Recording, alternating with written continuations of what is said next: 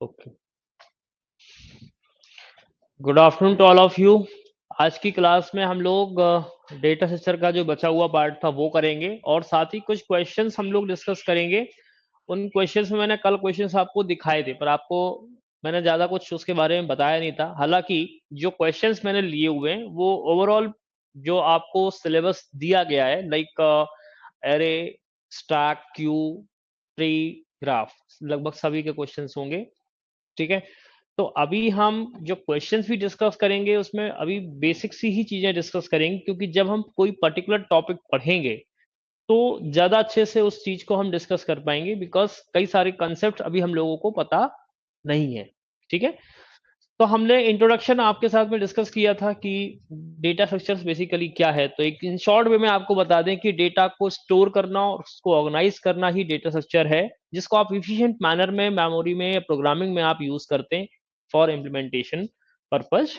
और data structure कोई भी लैंग्वेज नहीं है, डेटा स्ट्रक्चर एक हमारे डेटा का स्ट्रक्चर है जिसके लिए आप एल्गोरिथम प्रिपेयर करते हैं और उस एल्गोरिथम को ही आप किसी भी प्रोग्रामिंग लैंग्वेज पे इंप्लीमेंट कर देते हैं। ठीक है, तो उसी सिस्टम में मैंने आपके साथ में डिस्कस किया था कि कुछ डेटा स्ट्रक्चर के examples like array, link list, stack, Q, trees. ठीक है, फिर हमने इस डेटा स्ट्रक्चर को क्लासिफाई किया था दो तरीके से, एक तो प्रिमिटिव फॉर्म में और दूसरा नॉन प्रिमिटिव फॉर्म में। तो प्रिमिटिव फॉर्म में मैंने आपको बताया था like integer, float, character and Boolean type variable. और अगर हम नॉन प्रिमिटिव की बात करेंगे तो नॉन प्रिमिटिव में हमने उसको लिनियर एंड नॉन लिनियर के फॉर्म में कैटेगराइज किया था। लिनियर में मैंने एरे को लिया था और नॉन लिनियर में, सॉरी, लिनियर को भी मैंने दो फॉर्म में, स्टैटिक एंड डायनेमिक। और स्टैटिक में मैंने एरे को लिया था और डायनेमिक में मैंने स्टैक, क्यू, लिंक लिस्ट को लिया था। जबकि नॉन लीनियर डेटा स्ट्रक्चर्स में हम बात कर रहे थे ट्री और ग्राफ की। देखिए, अब ये डायग्राम है, ये हमने कल डिस्कस किया था, आप एक बार देख लें। वैसे तो जरूरत नहीं है, बफरिंग हो रही है, अभी ठीक हो जाएगी। आप एक बार रिफ्रेश कर लें, कई बार रिफ्रेश नहीं होने पर भी गड़बड़ हो जाता है। ठीक है,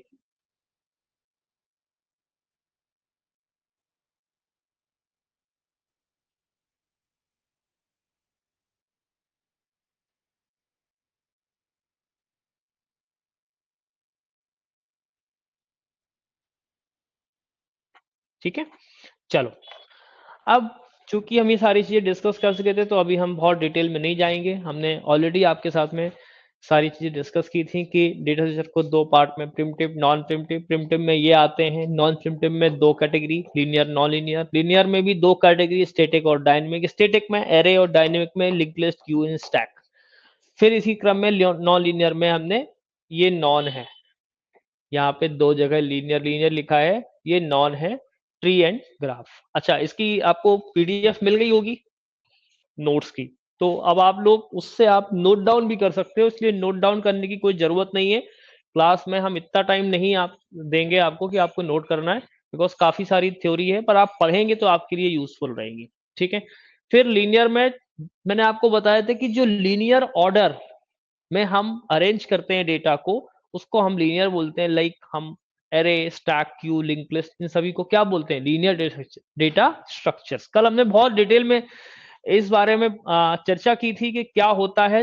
लीनियर का सीधा कॉन्सेप्ट है कि जिसका सक्सेसर और प्रेडिसर है। सक्सेसर का मतलब किसी भी मान के चलिए, हमने एक suppose that in talking about to like these boxes, अगर हम इस बॉक्स की बात करें, लाइक बॉक्स A1 है और ये A0 है, A2 है और A3 है, तो A1 के पहले A0 है और A1 के बाद में A2 है, except the last and first element, क्योंकि लास्ट वाले का कोई सक्सेसर नहीं होगा और फर्स्ट वाले का कोई प्रेडिसर नहीं होगा।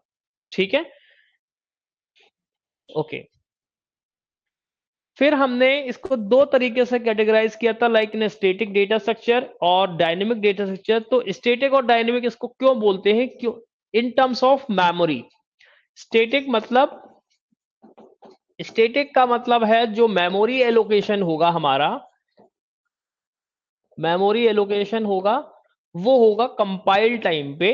और कंपाइल टाइम का मतलब ये है जब हम प्रोग्रामिंग करते हैं तो प्रोग्रामिंग करते वक्त हम, आपने देखा होगा वेरिएबल्स को हम बनाते हैं या एरे को बनाते हैं, तो जिन लोगों ने प्रोग्रामिंग लैंग्वेज यूज की होगी, प्रोग्रामिंग की होगी, वो ये बात समझते हैं बहुत अच्छे से स्टैटिक क्या होता है और डायनेमिक क्या होता है। लेकिन जिन लोगों ने नहीं भी की है, मैंने आपको बहुत अच्छी बात बताई थी, स्टैटिक का मतलब जो चीज मतलब स्थिर है, जिसको आप पहले से फिक्स कर दें।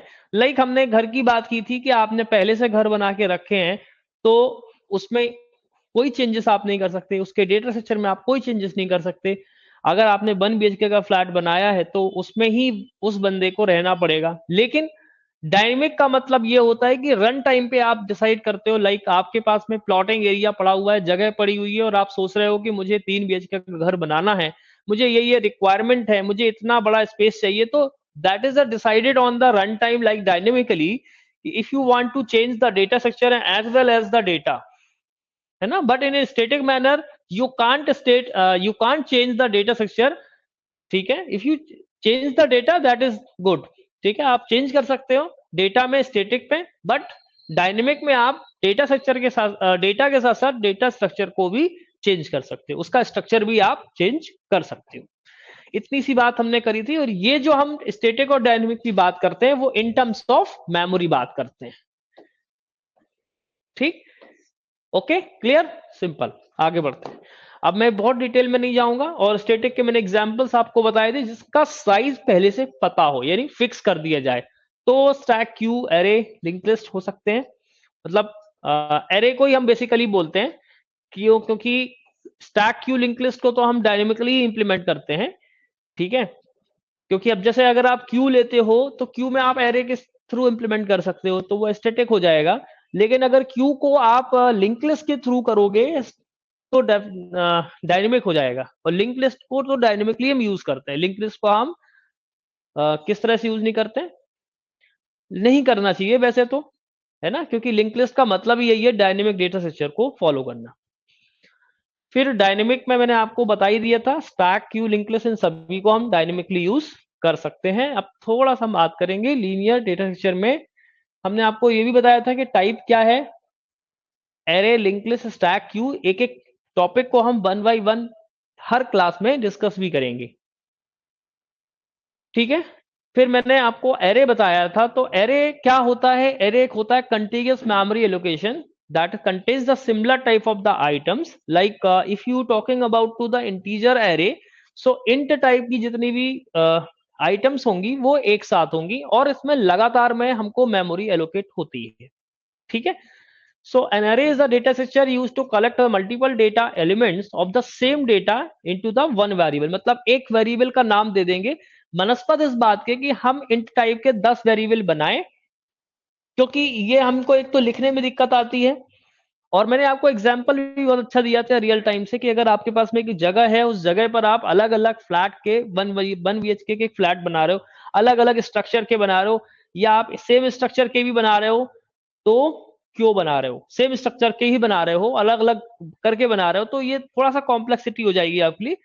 अगर आप एक ही बार में सारे का स्ट्रक्चर बना दोगे तो आपके लिए इजी होगा। तो ये मैंने आपको सिंपल से बताया था कि एरे एक ऐसा डेटा स्ट्रक्चर है जो सिमिलर टाइप के डेटा आइटम्स को कंटेन करेगा, जिसकी इंडेक्सिंग मैंने बताई थी कि 0 से स्टार्ट होती है। हमेशा याद रखना, अगर कोई भी एरे है जिसमें लगभग 4 बॉक्सेस दिए गए, तो इसकी इंडेक्सिंग कहां से शुरू होगी, ए ऑफ 0। लाइक अगर इसका नाम ए है, इस एरे का नाम ए है, तो इसकी इंडेक्सिंग A0 से स्टार्ट होगी, A1 होगी, A2 होगी और A3 होगी। इंडेक्सिंग का मतलब यह है कि उस ब्लॉक का नाम या एड्रेस कह सकते हैं, उस ब्लॉक का एड्रेस क्या है ना। और एड्रेस का मतलब आपको पता है कि हम उसको रेंडमली एक्सेस कर पाएंगे अगर एड्रेस पता होगा तो। एरे इज रैंडम एक्सेस, है ना, ट्रैवर्सल को फॉलो करता है, याद रखना। कभी भी आपसे पूछ लिया जाए कि एरे को आप किस मैनर में यूज कर सकते हो, तो रैंडम एक्सेस कर सकते हो। कैसे कर सकते हो, उसके इंडेक्स नंबर से कर सकते हो, ठीक है। जबकि लिंक लिस्ट आपको बता दें कि ये रैंडम एक्सेस नहीं है, लिंक लिस्ट है सीक्वेंशियल। आप क्योंकि एक नोड दूसरे नोड तीसरे नोड से कनेक्टेड होता चलता है ना। जैसे मैंने आपको बताया था ना कि ट्रेन की डिब्बे, अगर आपको S5 पे जाना तो आप कहां से होते हुए जाओगे? S1 से S5 तक ही होते हुए जाओगे। अगर आपको S10 तक जाना है तो S1 से शुरू होगे और S10 तक जाओगे। ऐसा नहीं है कि S10 डायरेक्टली आपको मिल जाएगा, ऐसा नहीं होगा, ये याद रखना। मैंने बहुत अच्छा एग्जांपल आपको, जो भी एग्जांपल मैं आपको दे रहा हूं वो रियल वर्ड से रिलेटेड ही दे रहा हूं, ताकि आप रिलेट कर पाए उस टॉपिक को, उस कंटेक्स्ट में, जो मैं जिस कंटेक्स्ट में मैं बात कर रहा हूं। ठीक है, तो ये सारी चीजें मैंने बहुत डिटेल में की थी, इसलिए थोड़ा सा मैं स्पीड में करा रहा हूं ताकि आप बोर ना हो और आपको रिवाइज भी हो जाए। ओके, अब ये जो हमारे बॉक्स के अंदर है वो क्या है? These are the data elements, जो भी हम चेंज कर सकते हैं, कभी भी चेंज कर सकते हैं, इट डजेंट मैटर।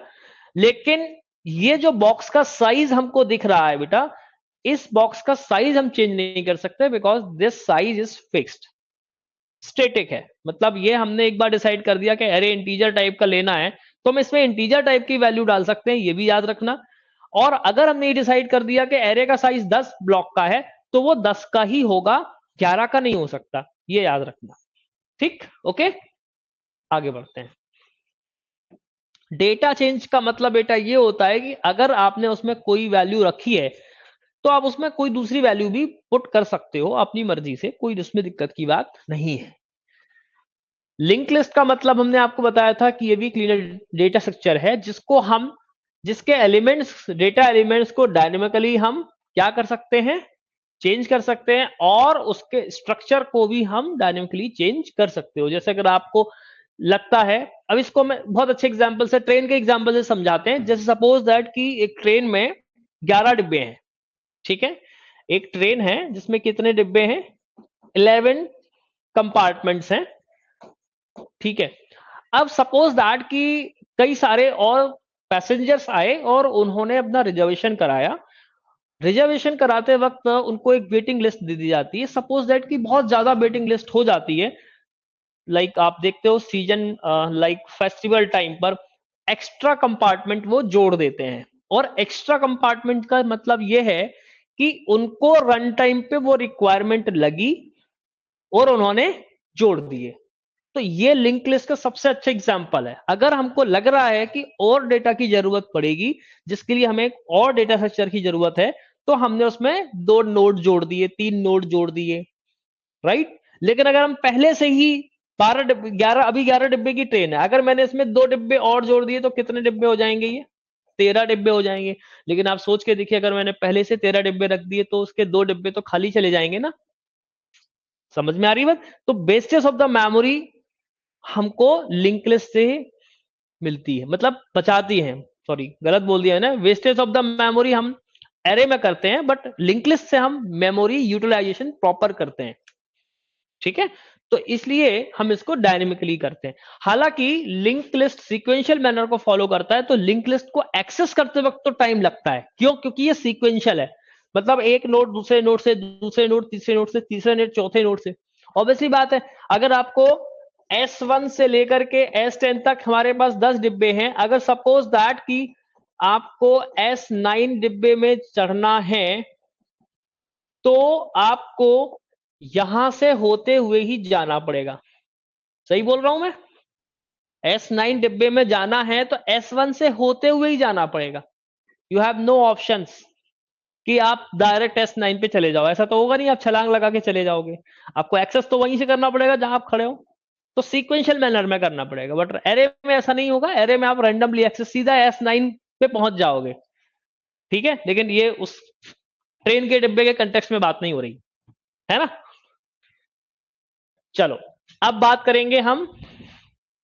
अब 2 चीजें मैंने इसमें बताई थी कि जो लिंक लिस्ट होता है उसमें होता है नोड। उस नोड में 2 बातें होती, एक होता है डेटा पार्ट, दूसरा होता है लिंक पार्ट। लिंक मतलब जिसमें हम एड्रेस रखते हैं दूसरे नोड का, जिस नोड को आपको जोड़ना है।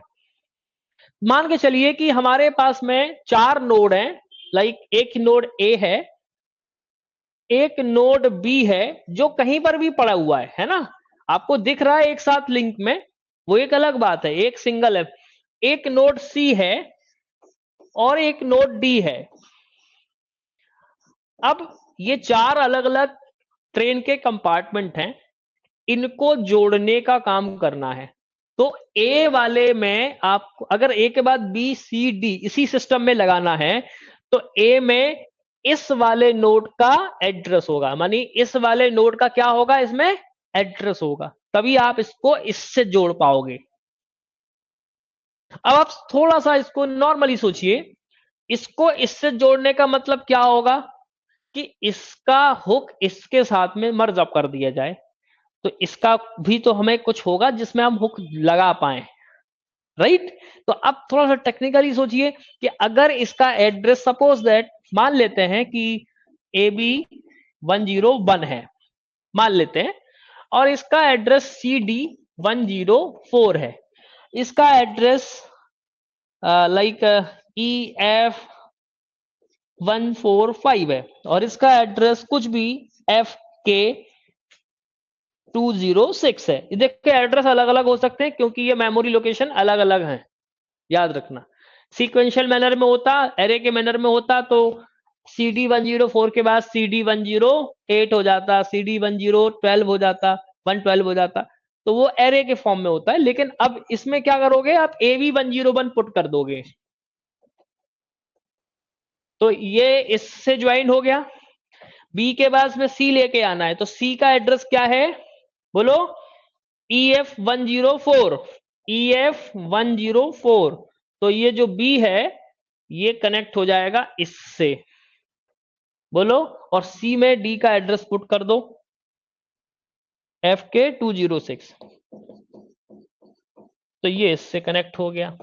तो जैसा आपको अभी दिख रहा है वैसा दिखेगा बाद में, और जब हम लिंक लिस्ट पढ़ेंगे तो बहुत अच्छे से आपको सारी चीजों को समझाएंगे, अभी बस एक सिंपल ओवरव्यू है। और आखिरी वाले में क्या होगा, नल। नल क्यों होगा, क्योंकि मैंने आपको बताया था लास्ट डिब्बा होता है तो या तो उसमें क्रॉस लगा होता है या फिर गार्ड का डिब्बा ही होता है लास्ट, सही बोल रहा हूं ना,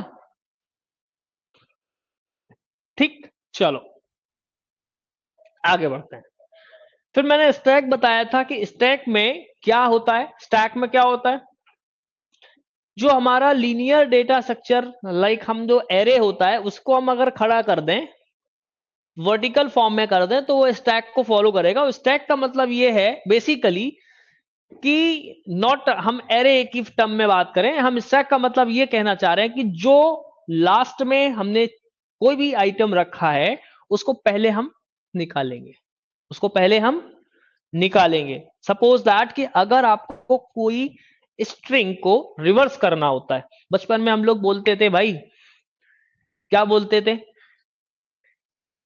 मैंने मतलब अपन गेम खेलते थे ना, उल्टा सीधा एक समान, खेलते थे कि नहीं खेलते थे, कोई भी वर्ड लिख दिया बोलते हैं कि ये आगे से गिनो और पीछे से गिनो तो एक ही बात है, बोलते थे। तो हम लोग कई बार अपना अपना नाम को भी रिवर्स कर देते थे, यानी कि अगर हमें किसी स्ट्रिंग को रिवर्स करना होता है तो किसका यूज किया जाता है, स्टैक का यूज किया जाता है। क्यों, क्योंकि जो लास्ट में आया उसको पहले निकालना है। बात समझ में आ रही कि नहीं आ रही। बैक ट्रैकिंग की जो सिचुएशन होती है उसको कैसे हैंडल किया जाता है, स्टैक के द्वारा यूज किया जाता है। कैसे यूज किया जाता है, स्टैक। तो कई जगह स्टैक के एप्लीकेशंस हैं, जब हम पढ़ेंगे तो आपको बहुत अच्छे समझ में आएगा कि स्टैक है क्या। बस हम आपको सिर्फ छवि बता रहे हैं कि हमारा जो एरे ऐसा था उसको हमने खड़ा कर दिया, लेकिन स्टैक को हम not array but all link list के द्वारा भी हम इसको इंप्लीमेंट कर सकते हैं, ठीक है। क्योंकि एरे तो हो गया स्टैटिक, पर लिंक लिस्ट हो गया डायनेमिक, इसलिए क्योंकि स्टैक क्या है हमारा, डायनेमिक डेटा स्ट्रक्चर। क्या है, dynamic data structure. So basically stack है तो linear he but dynamic data structure को फॉलो करता है। और ये किसको फॉलो करता है, लीफो, मतलब लास्ट इन फर्स्ट आउट, जो आखिरी में आया। देखो अब आप क्या करते हो, जब बुक्स रखना शुरू करते हो 1 by 1 1 by 1, तो जो सबसे पहली वाली बुक है अगर आपको इसको निकालना है तो क्या करना पड़ेगा, ये सारी बुकें हटानी पड़ेंगी 1 by 1, ठीक है। आपको क्या करना पड़ेगा, सारी किताबें ऊपर से लेकर के सेकंड लास्ट तक रिमूव करना पड़ेगा, तब ये वाली बुक आप एक्सेस कर पाओगे, अदरवाइज नहीं कर पाओगे। बात समझ में आ रही, इसलिए स्टैक की जरूरत पड़ती है, ठीक है। अब स्टैक में एक ही एंड होता है, मैंने आपको यह भी बताया था कि आप बुक रखते जाओगे अब ऐसा नहीं है कि हम बीच से निकाल लें कहीं से भी, ये कोई सिस्टम नहीं है। आपको ये क्या सिस्टम है, बुक रखते जाओ, सारी बुकें हटाओ, तब पहली वाली बुक को एक्सेस कर पाओगे। ये कोई सिस्टम नहीं कि अपन बीच से खींच लें, ये सिस्टम नहीं है, ध्यान रख लेना। ये हम लोग कर लेते हैं, आप हो सकता है कि किसी के दिमाग में ये बात आ भी जाए, ठीक है। तो स्टैक में एक ही एंड होता है जिसको बोलते हैं टॉप। क्या होता है, टॉप। स्टैक में एक ही एंड होता है टॉप, जिससे हम इंसर्शन भी करते हैं, जिससे हम डिलीशन भी करते हैं, ठीक। जब हम स्टैक पढ़ेंगे तो इसके फंक्शंस पढ़ेंगे कि क्या क्या बेसिकली इसके फंक्शंस हैं। ज्यादा अभी डिटेल में हम नहीं जाएंगे। फिर मैंने आपको बताया था क्यू। क्यू का मतलब एक कतार में जब हम लोग जाते हैं तो लाइक कतार का मतलब हम बोल सकते हैं रिजर्वेशन काउंटर। सिनेमा हॉल के बाहर थिएटर पे हम काउंटर पे टिकट लेते हैं, तो जो पहले जाएगा वो पहले बाहर हो जाएगा। इसलिए इसके दो एंड होते हैं, एक तरफ से व्यक्ति आएगा, दूसरी तरफ से व्यक्ति जाएगा, ठीक। फिर अब बात करेंगे हम नॉन लीनियर डेटा स्ट्रक्चर, जो आज की क्लास में हमने जस्ट एक समराइज कर दिया, क्योंकि इसलिए आपको थोड़ा सा अवेयर हो जाएंगे बार बार उस चीज को सुनते सुनते, तो दिक्कत नहीं आएगी। क्योंकि डेटा स्ट्रक्चर थोड़ा सा टिपिकल है सारे सब्जेक्ट्स में, है ना, बट टिपिकल जरूर है। पर ऐसा नहीं है कि हम इसको सीख नहीं सकते, सीख सकते हैं, थोड़ा सा ध्यान देंगे तो बिल्कुल सीख जाएंगे। Non linear data structure are the data structure where the data elements are not arrange in sequential order. मतलब क्या हुआ कि कोई भी डेटा को हमने अरेंज किया पर वो सीक्वेंशियली अरेंज नहीं हुआ, है ना। मैंने आपको बहुत अच्छा एग्जांपल दिया था कि जैसे आप लोग अपने फाइल फोल्डर्स को, फाइल का मैनेजमेंट करते हो, तो फाइल फोल्डर्स को किस तरह से मैनेज करते हो। पहले आप एक फोल्डर बनाते हो, उस फोल्डर के अंदर सब फोल्डर्स बनाते हो, फिर सब फोल्डर्स के अंदर आप कुछ एलिमेंट्स रख लेते हो, कुछ डेटा रख लेते हो। तो ये किस ऑर्डर को फॉलो कर रहा है, ट्री, जिसमें एक होता है पेरेंट और बाकी सब होते हैं चाइल्ड, ठीक है। लेकिन ये सीरियल ऑर्डर में, सीक्वेंशियल ऑर्डर में नहीं है। बात समझ में आ रही। तो non linear data structures are the data structure where the data elements are not arrange in sequential order. मतलब एक लाइन में हम जिसको एक्सेस नहीं करते हैं उसको बोल देंगे नॉन लीनियर। जो नाम है उसी नाम से उसका क्लैरिफिकेशन है। Here, the insertion and removal of data are not feasible in a linear manner। मतलब आपको जो भी इंसर्शन और डिलीशन करना है वो लीनियर ऑर्डर में नहीं करना है। So there exists an hierarchical relationship between the individual data items। इसमें क्या मिलेगा आपको, हायरार्किकल ऑर्डर आपको मिलेगा, हायरार्की मिलेगी। हायरार्की का मतलब कि ऊपर से लेकर के नीचे तक आपको एलिमेंट्स को एक्सेस करना है। सच ट्रैवर्सल टेक्निक्स लाइक आप लोगों ने पढ़ी होंगी, in order, pre order, post order traversing techniques. फिर इसी पर बेस्ड कई सारी प्रॉब्लम्स आपने पढ़ी होंगी, ट्रैवलिंग सेल्समैन प्रॉब्लम, है ना। ट्री और ग्राफ लगभग एक जैसे ही है, बट ग्राफ जो है हमारा वो थोड़ा अलग तरीके से हम उसको रिप्रेजेंट करते हैं। ग्राफ में हम लोग क्या करते हैं, बेसिकली सर्किट नेटवर्क बनाते हैं, नेटवर्किंग में यूज किया जाता है ना। और दूसरी चीज शॉर्टेस्ट पाथ के लिए यूज किया जाता है। तो ध्यान रखना, वो क्लोज्ड हो सकता है पर ट्री क्लोज नहीं हो सकता, ये याद रखना। ट्री में कभी भी क्लोज नहीं किया जा सकता। ग्राफ जो है वो ओपन और क्लोज दोनों हो सकते हैं, ठीक है। So types of the non-linear data structure, there are the list like tree and graph। चलो आगे बढ़ते हैं। A tree is a non-linear data structure and a hierarchy containing a collection of nodes such that each node of the tree store a value। अब देखिए यहां पर जो tree data structure होगा इसमें दो बातें होंगी, एक होगा नोड और दूसरा क्या होगा, देखो एक होगा नोड और दूसरा क्या होगा उसके सब नोड, या हम कह सकते हैं पेरेंट और चिल्ड्रन। अगर आप अपनी फैमिली का ग्राफ बनाओ तो आपके एक दादाजी होंगे, उन दादाजी के 3 बच्चे होंगे, फिर हर बच्चे, उनके हर एक बच्चे के 2-2 3-3 बच्चे होंगे, तो ये क्या बन गया, एक ट्री बन गया। हम बोलते हैं ना एक पीढ़ी बन गई, ये दूसरी पीढ़ी के बच्चे हैं, ये तीसरी पीढ़ी के बच्चे। इसका मतलब जो पीढ़ियां हैं वो क्या बता रही है, हाइट बता रही है उस ट्री की, ठीक है ना।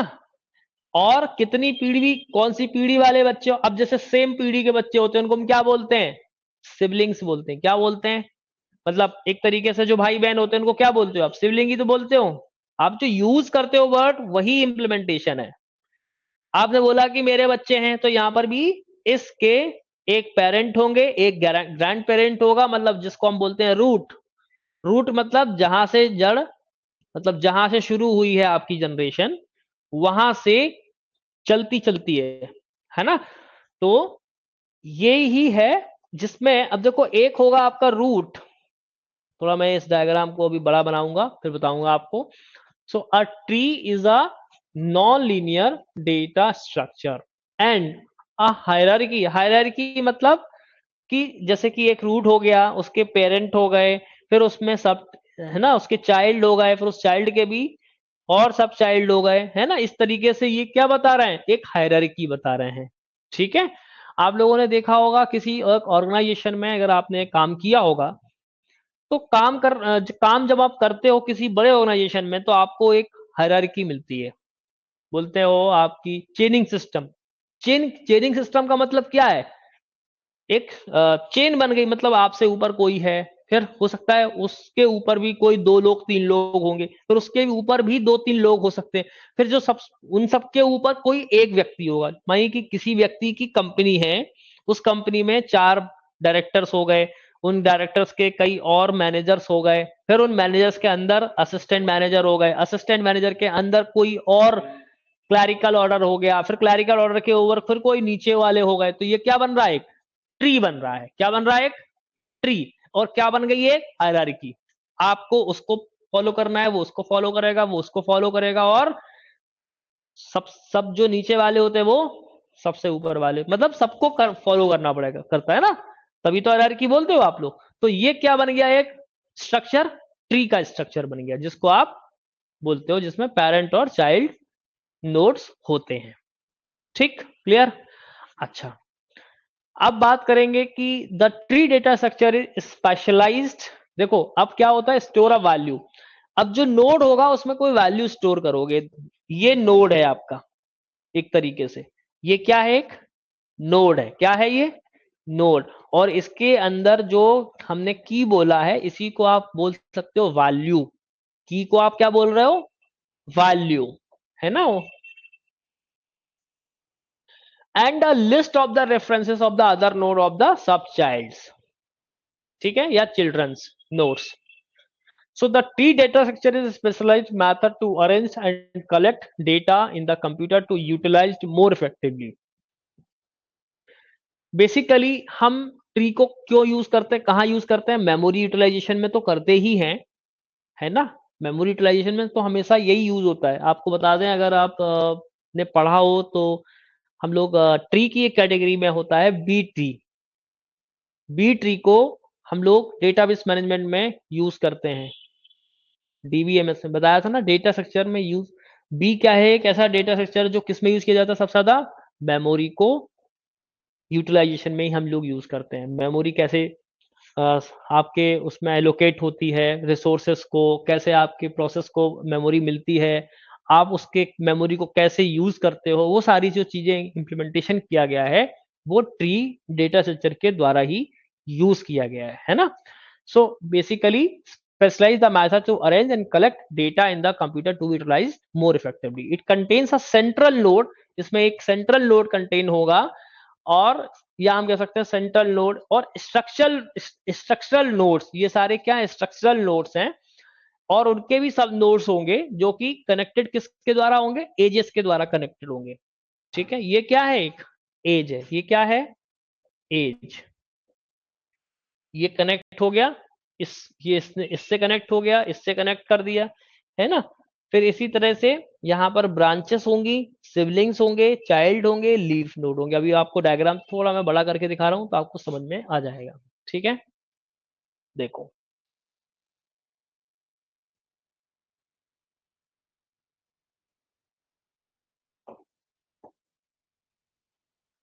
इसको मैं ऊपर करता हूँ, इस डायग्राम को मैं बड़ा करता हूँ।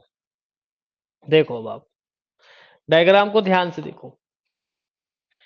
पहला वाला जो नोड है, जिसको हमने क्या बोला, रूट। क्या बोला, रूट। या हम इसको ग्रांड पेरेंट भी बोल दें तो कोई दिक्कत नहीं है ना, है।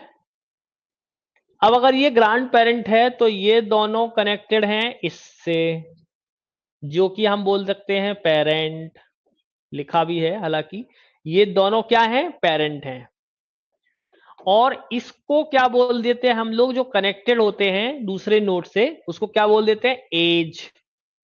और इसको की बोले या हम वैल्यू बोल रहे हैं, एक ही बात है, मतलब उस नोड की वैल्यू क्या है। ठीक है। अब ये जो पेरेंट हो गया तो इसके ये दो क्या हो गए, चाइल्ड हो गए। क्या हो गए, ये चाइल्ड हो गए, है ना। और ये जो दोनों चाइल्ड हैं जो कि सेम लेवल पर हैं, सेम लेवल का मतलब भाई बहन क्या होते हैं, सेम लेवल पर ही होते हैं ना, तो इनको क्या बोल देते हैं हम लोग, सिबलिंग्स बोल देते हैं, सिबलिंग्स। तो याद रखना ये जो वर्ड्स हैं इनको ध्यान में रखना है। फिर इन, अब इसके ये देखो, ये भी पेरेंट, ये पेरेंट हो गया इसके लिए, ठीक है, ये पेरेंट हो गया इन दोनों के लिए। और जो लास्ट वाले, सबसे लास्ट वाले नोड्स होते हैं, इनको क्या बोलते हैं, ये जितने भी है ना, देखो ये कनेक्शन दिख रहे हैं आपको, इनको क्या बोल देते हैं, लीफ नोड्स। मतलब अब देखो पत्तियों के बाद तो कुछ नहीं होगा ना, आपने पेड़ देखा होगा ना, पेड़ में आपको ब्रांचेस मिलेंगी, ब्रांचेस में आपको फूल मिलेंगे, पत्तियां मिलेंगी, उसके बाद तो कुछ नहीं होता ना, लास्ट ही होता है ना वो, तो उसके बाद तो कुछ होता नहीं। ऐसा तो नहीं पत्ती के आगे कोई पत्ती जुड़ी होती है, ऐसा तो आपने कभी नहीं देखा ना, देखा हो तो बता देना। ऐसा नहीं होता है, लास्ट चीज क्या है, लीफ, लीफ नोड होते हैं, है ना। ये यहां पर लेवल बताया 0 1 2 3 4।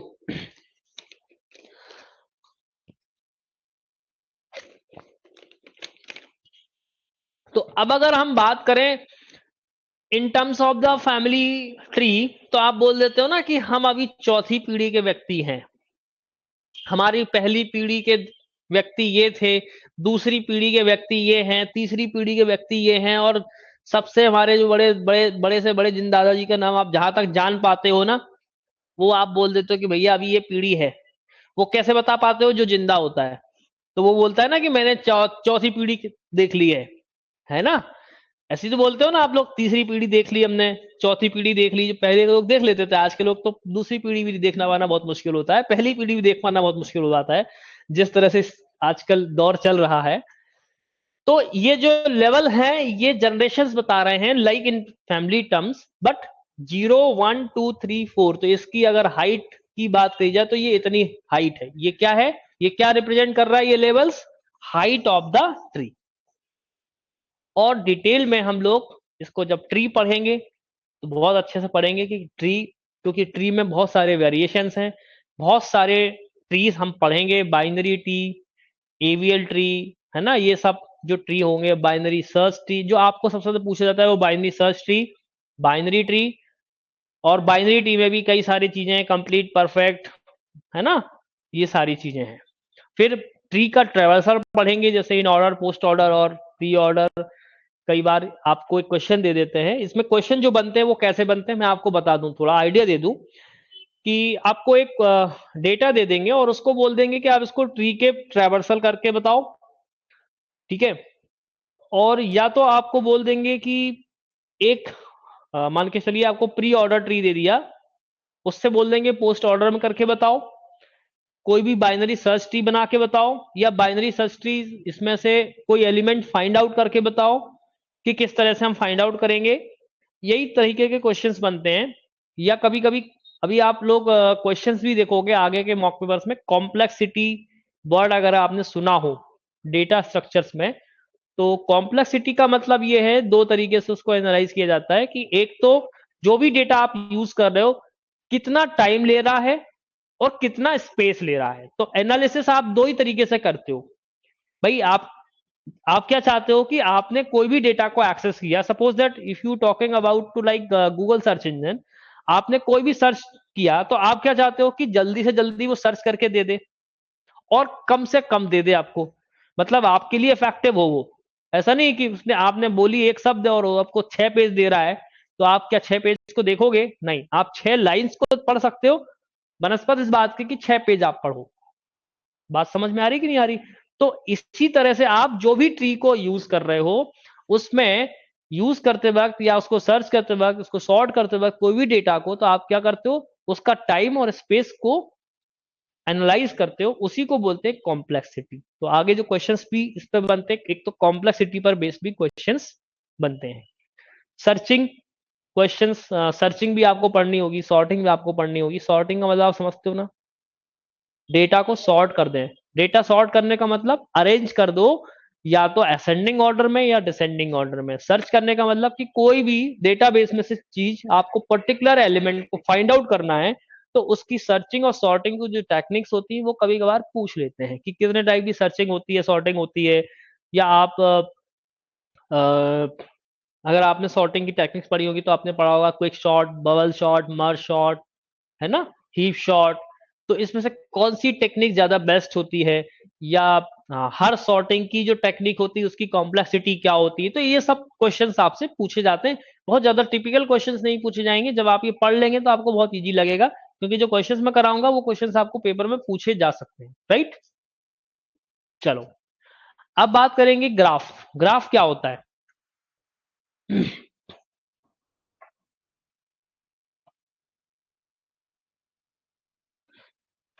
हाँ, ग्राफ क्या होता है? Graph is another example of the non linear data structure, और like comprising the finite number of nodes, ठीक है, और वर्टाइसिस। वर्टाइसिस क्यों बोलते हो? इसलिए बोलते हो, सपोज दैट कि if you talking about to like rectangle, if you talking about to square, so like a b c d in the closed circuit, you can say a b c d as a vertex, and AB, BC, CD and DA, these are the edges of the square diagram, right? So graph जो है वो आपका इसी तरह से connected होता है। Graph का मतलब ये है कि एक तो वर्टाइसिस, जिसको आप नोड बोल रहे हो, उसी को आप वर्टेक्स भी बोल सकते हो। इन टर्म्स ऑफ द ट्री भी आप बोल सकते हो, बट ट्री में क्या होता है, क्लोज नहीं होता है। ट्री हमेशा ओपन ही मिलेगा आपको, ट्री कभी क्लोज नहीं होगा, है ना। ट्री में कभी लूप नहीं बनता है, ग्राफ में लूप भी बन जाता है। अभी लूप क्या होता है कि जो चीज बार बार रिपीट हो जाए, अभी बताएंगे आपको। लूप का मतलब ये होता है कि कोई भी स्टेटमेंट को बार बार रिपीट करना, है ना। तो ग्राफ में क्या होता है, graph is another example of the non linear data structure, finite number of nodes. इसमें नंबर ऑफ नोड्स जो है वो क्या होने चाहिए, फाइनाइट होगा, तो वो फाइनाइट ग्राफ होगा। इनफाइनाइट ग्राफ का मतलब इनफाइनाइट नंबर ऑफ नोड। पर आप कोई भी डेटा स्ट्रक्चर यूज करोगे तो फाइनाइट नंबर ऑफ नोड्स का यूज करोगे, अदरवाइज आपको कैसे पता होगा कि आप इनफाइनाइट कैसे यूज करोगे, है ना। So edges connecting them, the graph are utilized to address problem of the real world in which denotes the problem area as a network such as a social network। अब जैसे social network है, तो social network में आप लोग use करते हो Facebook, Instagram, है ना, लाइक यूट्यूब वगैरह, जो भी सोशल मीडिया प्लेटफॉर्म। तो आप लोग क्या करते हो, एक व्यक्ति यहां बैठा है, दूसरा व्यक्ति वहां बैठा है, तीसरा व्यक्ति वहां बैठा है, चौथा व्यक्ति वहां बैठा है, सब आपस में कनेक्टेड है ना। लेकिन ये हायरार्की को सेट करेगा या नहीं करेगा, ये डजंट मैटर, ये किसी भी तरह से हो सकता है। मतलब आपको ये ट्री के फॉर्म में नहीं दिखेगा कि इसके कितने चाइल्ड हैं, कितने नोड्स हैं, ऐसा नहीं होगा। ये हो सकता है कि एक लाइन में बहुत सारे लोग मिल जाएं, हो सकता है चार मिले, हो सकता है, मतलब अलग अलग जगह पर आपको मिलेगा, एक नेटवर्क दिखेगा आपको। नेटवर्क समझ गए ना आप, है ना। सर्किट समझ गए ना आप, सर्किट मतलब बहुत सारे तारों का जाल, है ना। तो इसका मतलब ये कि अलग अलग व्यक्ति है, कनेक्टेड है अलग अलग जगह से। सर्किट नेटवर्क, टेलीफोन नेटवर्क आप समझ गए ना, एक पर्टिकुलर व्यक्ति टेलीफोन पे बैठा हुआ है, मतलब अपना फोन कर रहा है, तो वो क्या हो गया, नोड हो गया। और जो टेलीफोन आपका कनेक्टेड है दूसरे व्यक्ति से, वो हो गया लिंक, यानी नेट, एज हो गया ना। दूसरा व्यक्ति नोड हो गया, मतलब अगर मैं आपसे बात कर रहा हूं तो मैं नोड और आप नोड, पर हमारे आपस में दोनों को जुड़ने को क्या बोलोगे आप, एज बोलोगे। समझ में आ गई है। So these are the vertices, है ना। For instance, the node or vertices of a graph can represent a single user in a telephone network, while the edges represent the link between them via telephone। मतलब जो आप telephone से जुड़ रहे हो उसको आप एजेस बोल रहे हो।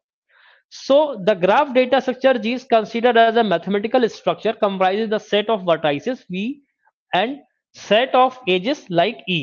तो अब ग्राफ को आप कैसे प्रेजेंट करोगे? सेट, ग्राफ एक सेट है, सेट बनाएगा जिसमें दो बातें होंगी, एक होगा वर्टाइसेस, दूसरा होगा एज।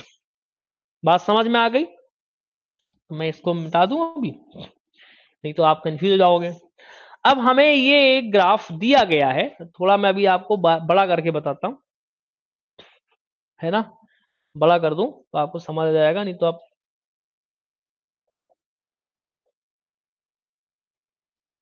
देखिए, और पीछे ले जाता हूं इसको, इसको और बड़ा कर देता हूं। ये आ गए अपन, ठीक है। अब देखो, ये हमारे पास में देखो एक नोड ये ए है, मैं इसको क्लियर बना देता हूं अभी। ये हमारे पास में एक ए नोड है जिसको हमने एक तो बी से कनेक्ट कर दिया, ठीक है, और सी से कनेक्ट कर दिया, यानी कि ए जो है वो बी और सी दोनों से जुड़ा हुआ है। तो बी और सी क्या हो गए? इसके एडजेसेंट नोड हो गए कि नहीं हो गए? एडजेसेंट का मतलब आस पड़ोस के, है ना? हम बोलते हैं ना कि आपका घर किसके पड़ोस में है, तो आप बोलते हो कि भैया मैं बी के, मैं अगर सपोज दैट मैं बी हूं, तो आप बोलोगे कि मेरा घर ना, आप ना ए को जानते हो, मेरा घर ए के बगल में है या सी के बगल में है। आप किसी किसी के दो हो सकते हैं ना एडजेसेंट, पड़ोसी हो सकते हैं, आप बीच में हो तो अगल बगल वाले बोलते हो, आपके अगल बगल वाले, तो इनको आप क्या बोलते हो? एडजेसेंट बोलते हो। तो ए जो है वो सी और बी दोनों से कनेक्टेड है, और जो बी है वो देखो ई से कनेक्टेड है, और सी से भी कनेक्टेड है, और डी से भी कनेक्टेड, मतलब बी के तीन पड़ोसी हो गए। लेकिन देखो सी का पड़ोसी या तो बी है या डी है, और या फिर ए, मतलब इसके भी तीन हो गए। समझ गया है? आसपास के लोग है ना, एडजेसेंट हो गए। किसके हो गए? चार हो गए। हाँ, बी के चार हो गए। अभी ये क्या है एक्चुअल में, अभी दो तरीके से ग्राफ को पढ़ेंगे, एक होता है डायरेक्टेड ग्राफ और एक होता है अनडायरेक्टेड ग्राफ। डायरेक्टेड ग्राफ का मतलब ये होता है कि एरो लगाए होते हैं हम लोगों ने, है ना? जैसे मान के चलो कि अगर मैं इसको ऐसा बोल दूं तो ये हो गया डायरेक्टेड ग्राफ, जिसका डायरेक्शन पता चल जाए। और अनडायरेक्टेड ग्राफ का मतलब होता है जिसका डायरेक्शन पता ना हो, जो हम इसको इससे भी बोल सकते हैं और इसको इससे भी बोल सकते हैं, पर डायरेक्टेड ग्राफ में इसको इससे ही बोल सकते हो, इसको इससे नहीं बोल सकते, है ना? तो अभी हम खैर इसकी बात नहीं कर रहे हैं, अभी तो हम ये बात कर रहे हैं कि ये आपस में कनेक्टेड है, ठीक? ये कनेक्टेड है, ये कनेक्टेड है, ये कनेक्टेड है, ये देखो जी से कनेक्टेड है, ये एफ से कनेक्टेड है, ठीक है, ये डी से कनेक्टेड है, ओके, ये कनेक्टेड है। तो ये जो कनेक्शन है हमें हम दिख रहे हैं वो क्या है? ये एजेस हैं। और ये जो सब आपको दिख रहे हैं ये क्या है? वर्टाइसेस, ठीक है, क्या है ये? वर्टाइसेस। तो ग्राफ क्या है? दो चीजों का सेट है। ग्राफ को जी से रिप्रेजेंट करेंगे जिसमें वर्टाइसेस और एजेस होंगी। जब हम इसको डिटेल में पढ़ेंगे तो आपको सारी बातों के बारे में जानकारी देंगे। तो हम इसमें चूंकि दो बातें लिखते हैं कि ए बी, क्या क्या हो सकता है? ए बी, ठीक है। देखो, अब figure represent having the 7 vertices, कितने वर्टाइसेस हैं आपके पास में? बोलो, वी कितना है? A B C D E F और जी। यहां लिख दूं थोड़ा सा, है ना? यहां लिख देता हूं, A B C D E F और जी। कितने वर्टाइसेस हो गए? 7। और एजेस कितनी हो जाएंगी? अगर हम एज को देखें, एज हमेशा दोनों वर्टाइसेस को कनेक्ट करेगा। याद रखना, एजेस किसको कनेक्ट करेगा? दोनों वर्टाइसेस को कनेक्ट कर देगा। लाइक हम इसको ऐसे बोल सकते हैं बेटा कि ए बी हो गया, बोलो, है ना? और क्या हो गया? ए बी से कनेक्टेड है, ए सी से कनेक्टेड है कि नहीं? और किस किस से कनेक्टेड है बताओ, बोलो बोलो। अब देखो, ए जो है बी और सी से कनेक्टेड था, बस बी जो है वो ए से भी कनेक्टेड है, लेकिन हम ले चुके हैं ए बी ऑलरेडी, तो हम बोल सकते हैं बी सी से कनेक्टेड और बी डी से कनेक्टेड और बी ई से कनेक्टेड है ना। रिपीट नहीं करना है अपन को, बी सी से है, बी डी से है और बी ई से है। ठीक, क्लियर। फिर इसी तरह से सी जो है वो डी से है, बस यही लेना है, रिपीट नहीं लेना है ना। सी जो है वो डी से कनेक्टेड है, तो एक तरीके से ये डायरेक्टेड ग्राफ का एग्जांपल लिया गया है ना। फिर डी जो है वो ई से कनेक्टेड है और डी एफ से कनेक्टेड है। किससे कनेक्टेड है? डी ई से कनेक्टेड है और डी एफ से कनेक्टेड है। ठीक है, डी ई से कनेक्टेड है और डी एफ से कनेक्टेड है। फिर एफ किसी से कनेक्टेड है क्या? नहीं है। ई जो है वो जी से कनेक्टेड है, हमने बना दिया। तो ये बेटा जो है आपका डायरेक्टेड ग्राफ है। ए जो है वो बी से कनेक्टेड है, ए जो है वो सी से कनेक्टेड है, सी बी जो है वो सी से कनेक्टेड है, बी जो है वो डी से कनेक्टेड है और बी जो है वो ई से कनेक्टेड है। सी जो है वो डी से कनेक्टेड है ना, और डी जो है वो ई से कनेक्टेड है और एफ से कनेक्टेड है, और ई जो है वो जी से कनेक्टेड है और ई एफ से कनेक्टेड है। ठीक है, हमने शायद एक एज कम लिखी है। ई जो है एफ से कनेक्टेड है और ई जो है वो जी से कनेक्टेड है। ये हमारा डायरेक्टेड ग्राफ है। अभी हम इसकी कैटेगरी को जब पढ़ेंगे तो आपको समझ में आ जाएगा। ओके, चलो आगे बढ़े। ये था हमारा बेसिक कॉन्सेप्ट डेटा स्ट्रक्चर का। अब चूंकि क्या क्या ऑपरेशंस हम डेटा स्ट्रक्चर्स में करते हैं, तो लगभग 8 तरह के हम लोग इसमें ऑपरेशन परफॉर्म करते हैं। So basic operation of data structures क्या है?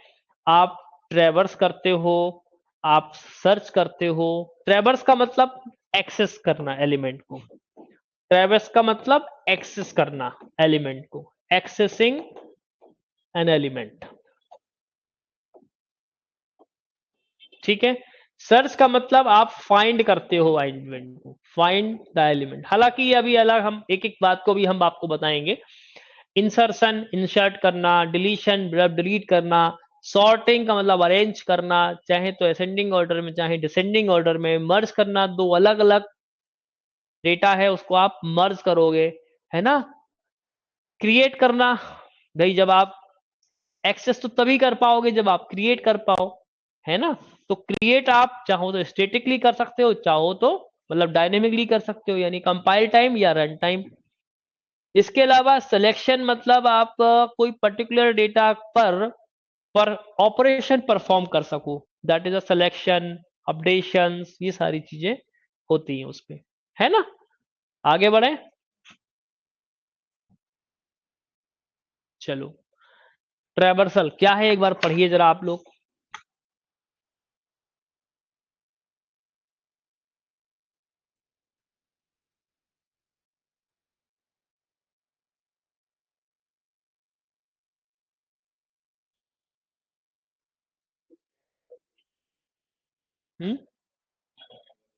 क्या चीज? हाँ, स्कैनिंग करना भी बोल सकते हैं। ट्रैवर्सल का मतलब आप देखो स्कैन करना बोल सकते हो। आप suppose that if you talking about as an employ data structure, so employees के नाम को प्रिंट कर रहा हो, इसका मतलब भी आप ट्रैवर्स कर रहे हो। ट्रैवर्स करने का मतलब ये कि आप एक जगह से दूसरी जगह तक पहुंच रहे हो, यही तो मतलब हुआ ना। ट्रैवर्स का मतलब एक जगह से दूसरी जगह तक आप पहुंच रहे हो, that is a traversing technique. So traversing a data structure means accessing in each data element exactly once. आप एक बार उस पर जा रहे हो, है ना। So it can be the administered, for example like traversing is an required file the printing the names of all the employees in the department. आपके डिपार्टमेंट जितने भी एम्प्लॉइज काम करते हैं उनके नाम को आप प्रिंट कर रहे हो। ठीक है, सो यही आप बोल सकते हो कि यह है ट्रैवर्सल। क्लियर? हाँ यस, आप ये भी बोल सकते हो विजिटिंग द एलिमेंट, किसी भी एलिमेंट को आप विजिट कर रहे हो, स्कैन कर रहे हो, आप सोर्स टू डेस्टिनेशन पहुंच रहे हो पर एक बार आप उसको विजिट करते हुए जा रहे हो, ये आप ट्रैवर्सिंग बोल सकते हो। बहुत सारे बच्चे इसमें अपने अपने व्यूज दे रहे हैं, बिल्कुल अच्छी बात है। आप लोगों को होपफुली कि समझ में आ रहा होगा, आई होप कि आपको समझ आ रहा होगा, अच्छे से समझ में आ रहा होगा जिन लोगों ने पढ़ा होगा। सर्चिंग की टेक्निक क्या होती है? सर्चिंग आप समझते हो कि हमारे पास में एक बहुत बड़ा लार्ज डेटाबेस है। अगर हम बोलें कि टॉप 3 परफॉर्मर, तो आप कैसे सर्च करोगे? उनकी परफॉर्मेंस को देखोगे, यानी परफॉर्मेंस के बेसिस पर आप आइडेंटिफाई करोगे कि ए बी सी 3 व्यक्ति हैं जो फर्स्ट सेकंड थर्ड ऑर्डर में आते हैं, जिनको आप सॉर्ट करके, सॉरी, सर्च करके हमारे पास में लेके आते हो।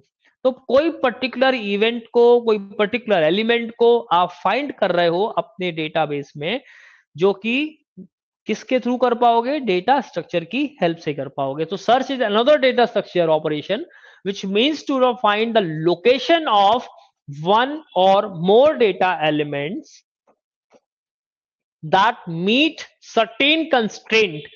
Constraint means conditions, कुछ कंडीशन होगी तभी तो आप उसको सर्च करोगे, है ना? Such a data element may or may not be present in the given set of the data elements, है ना? तो वो डेटा जो है जिसको आप ढूंढना चाह रहे हो वो आपके डेटाबेस में प्रेजेंट हो भी सकता है और नहीं भी हो सकता, वो यही बात बोल रहा है। For example we can use the search operation to find the names of all the employees who have the experience of more than 5 year. मतलब आप उन एम्प्लॉइज को फाइंड आउट कर रहे हो जिनका एक्सपीरियंस 5 साल से ज्यादा है। तो मोर than 5, the experience have who have the experience of more than 5 years, that is the constraint, that is constraint. And the find the names of the employee, that is the data। यानी आप इस data को find out कर रहे हो अपने database में certain condition पे। ठीक है, समझ में आ रही बात? यदि हम आपसे कहें कि आपकी क्लास में सबसे होनहार छात्र कौन है, तो होनहार का मतलब क्या हुआ? इंटेलिजेंट का मतलब क्या हुआ कि कोई कंस्ट्रेंट आपने डिसाइड किया है, कोई सिचुएशन आपने दी है कि भाई वो इस सिचुएशन को लाइक कर रहा है, दैट मींस कि वो इंटेलिजेंट है। ठीक है, क्लियर? अभी हमें कोड नहीं सीखना है कि ट्रैवर्स कैसे करना है।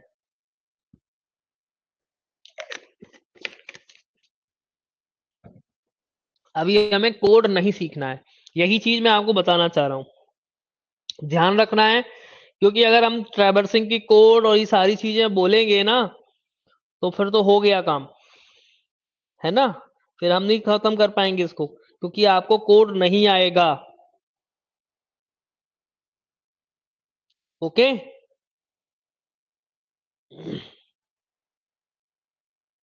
पढ़िए इसको एक बार।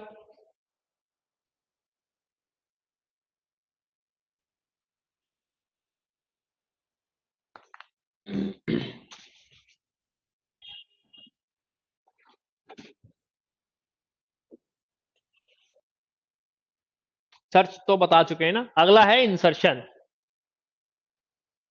इंसर्शन क्या है? इंसर्शन का सीधा कॉन्सेप्ट है कि हम इंसर्ट कर रहे हैं, है ना?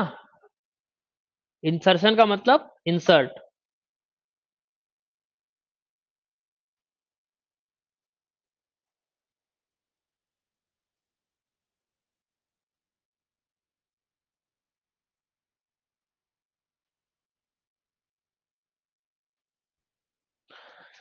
सो इंसर्शन मीन इंसर्टिंग और एडिंग। इंसर्शन मतलब ऐड करना, कोई एलिमेंट को आपको जोड़ना है। जैसे अगर आपकी कंपनी है, आपने किसी को हायर किया है, किसी नए बंदे को आपने हायर किया, तो इसका मतलब क्या हुआ है कि आपकी कंपनी में एक बंदा और जुड़ गया, उसी को बोलोगे आप इंसर्शन। ठीक है, जैसे इंसर्शन होगा मतलब आपने किसी को हायर किया, तो आप किसी को फायर भी कर सकते हो, मतलब आप किसी को हटा भी सकते हो, तो उसी को क्या बोलोगे? डिलीशन, है ना? डिलीशन ऑप्शन किसको बोलोगे? रिमूव करने उस डेटा को या आप, है ना? नेक्स्ट आता है सॉर्टिंग। सॉर्टिंग का मतलब क्या है? कि आप अपने डेटा को वेल अरेंज मैनर में अरेंज कर दो, मतलब असेंडिंग ऑर्डर और descending order. Like suppose that कि अगर मैं आपसे बोलूं, for example we can use the sorting operation to arrange the names of the employees in a department in the alphabetic order. मतलब आप अपने डिपार्टमेंट में जो एम्प्लॉइज की लिस्ट है उसको आप अल्फाबेटिकली ऑर्डर में दिखा दो, या फिर आप उसके परफॉर्मेंस के बेसिस पे टॉप से डिसाइड कर दो, या आप उसकी डेजिग्नेशन के बेसिस पर आप उसको सॉर्टेड कर दो कि भाई आप को हमने ए कैटेगरी में रखा है, दूसरे को बी में रखा है, तीसरे को सी में रखा है। तो इट डिपेंड्स कि आप उसमें कौन सी सॉर्टिंग स्ट्रेटजी फॉलो कर रहे हो, है ना। ठीक है। फिर बात आती है मर्ज। मर्ज का मतलब कि आप दो तरह के डेटा को मर्ज कर रहे हो। मतलब मर्ज करने का ऑप्शन है, जैसे आपने लाइक सिंगल लिस्ट में आप उसको मर्ज कर रहे हो। जैसे अगर मैं बोलूं कि चार एलिमेंट आपके एरे के यहाँ पड़े हुए हैं, चार एलिमेंट आपके एरे के यहाँ पड़े हैं, दोनों को क्या कर दिया, मर्ज कर दिया। मतलब हम बोलते हैं ना, दो डिपार्टमेंट को एक साथ मर्ज कर देते हैं, कई बार करते हैं कि नहीं करते हैं, दो अलग अलग डिपार्टमेंट है उनको हम मर्ज कर देते हैं, तो उसी को बोलते हैं मर्ज operation.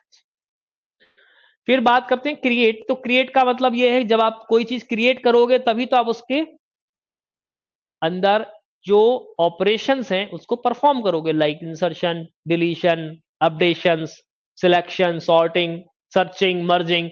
So create is an operation use to reserve the memory for the data elements. मतलब आप डेटा स्ट्रक्चर में जो क्रिएट कर रहे हो वो उसको किसके लिए कर रहे हो, मेमोरी के लिए कर रहे हो। भाई मेमोरी में तो क्रिएट करोगे, उसी में तो आप डेटा इतना पुट करोगे। तो create is an operation use to reserve memory for the data elements of the program. आप अपने प्रोग्राम में जब मेमोरी एलोकेशन कराते हो तो उसके लिए आप क्या करते हो, वो डेटा स्ट्रक्चर को क्रिएट करते हो। ठीक है। We can perform this operation using a declaration statement. अब आप इसको कैसे यूज करते हो, जब आप डिक्लेयर करते हो। डिक्लेयर करने का मतलब मैंने अपना कोई भी डेटा लाइक हमने लिख दिया कि इंट, अगर हम सी लैंग्वेज में पढ़ रहे हैं तो आपने लिख दिया इंट एक्स। ठीक है। तो ये क्या है, ये इंट एक्स क्या है, ये क्या है, डिक्लरेटिव स्टेटमेंट है। डिक्लरेटिव स्टेटमेंट है जिसको आपने कंपाइल टाइम पे डिसाइड कर दिया। अब आपने सुना होगा रन टाइम पे मैलॉक कैलॉक फंक्शंस पढ़े, मैलॉक कैलॉक, ये हमने फंक्शंस पढ़े हैं, ये सी में पढ़े होंगे। फिर आपने अगर सी प्लस प्लस पढ़ा होगा तो आपने न्यू पढ़ा होगा, न्यू। न्यू भी, न्यू से हम मेमोरी एलोकेशन कराते हैं। तो ये डिपेंड करता है कि आप दो तरीके से आप अपनी मेमोरी के एलोकेट कराते हो, एक कंपाइल टाइम और एक रन टाइम। कंपाइल टाइम का मतलब कि आप पहले से ही बता दोगे कि आपको इतनी मेमोरी चाहिए है, बट रन टाइम पे आप जब प्रोग्राम एग्जीक्यूशन में होगा तो उस समय पर आप डिसाइड करोगे कि भैया कितनी मेमोरी आपको कंपाइलर से एलोकेट, मतलब ऑपरेटिंग सिस्टम कितनी मेमोरी एलोकेट करेगा। ऑपरेटिंग सिस्टम का काम है मेमोरी एलोकेट कराना, लेकिन उसके बीच में कौन कम्युनिकेट कर रहा है, कंपाइलर को आप बता रहे हो कि भैया हमें इतनी मेमोरी चाहिए, हमारा जो भी प्लेटफॉर्म हम जो भी यूज कर रहे हैं उसको आप बता रहे हो कितनी मेमोरी चाहिए, पर देने का काम कौन करेगा, ऑपरेटिंग सिस्टम। ठीक है। तो ये चीज आप याद रखना। अब आगे बढ़ते हैं। Selection means selecting a particular data from the available data. Selection आप उसी डेटा से करोगे जो आपके डेटा में इसमें अवेलेबल होगा, और उसको आप प्रोग्राम में करोगे जब आप यूज करते हो, लाइक लूप वगैरह में आप यूज करते हो ना, तो उसी में ही आप सिलेक्शन यूज करोगे। ठीक है। उसके बाद अपडेट करोगे तो भी आप उसी में ही करोगे। ठीक है। अपडेट का मतलब जैसे मान के चलो मेरे को अपना नाम मैंने गलत लिख दिया, सपोज दैट मैंने अपना नाम SHIVA लिख दिया। ठीक है, मेरा नाम शिवम है, तो मैं क्या चाह रहा हूं कि मेरा नाम शिवम लिख दूं मैं अपना। ठीक है।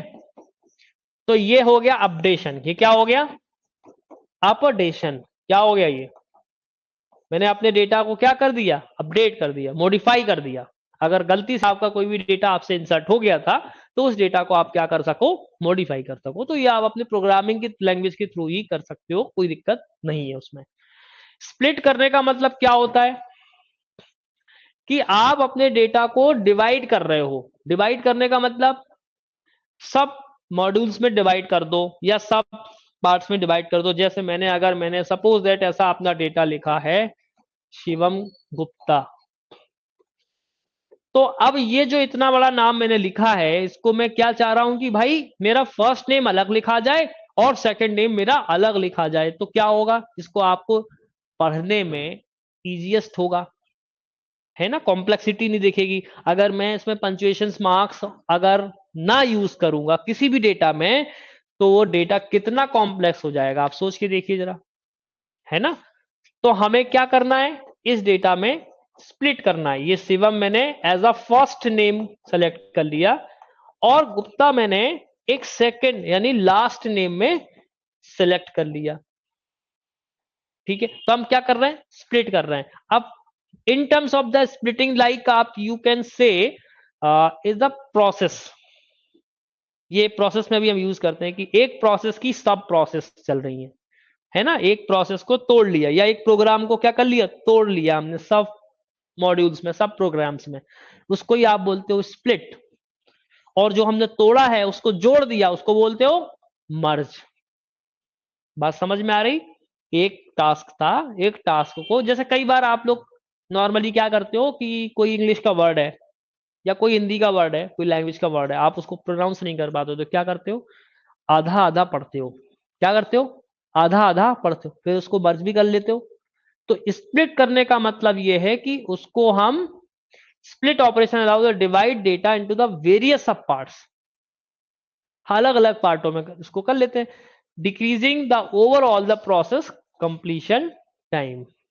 जो प्रोसेस आपको उसको लग रही है वो क्या करेगा, डिक्रीज कर देगा टाइम। कैसे, कोई भी एक वर्ड आपने, टफेस्ट से टफेस्ट वर्ड आपने पकड़ा, अगर उस टफेस्ट वर्ड को आप एक बार में प्रोनाउंस करने की कोशिश कर रहे तो हो सकता है कि आप उसको आधे घंटे तक ना समझ पाओ।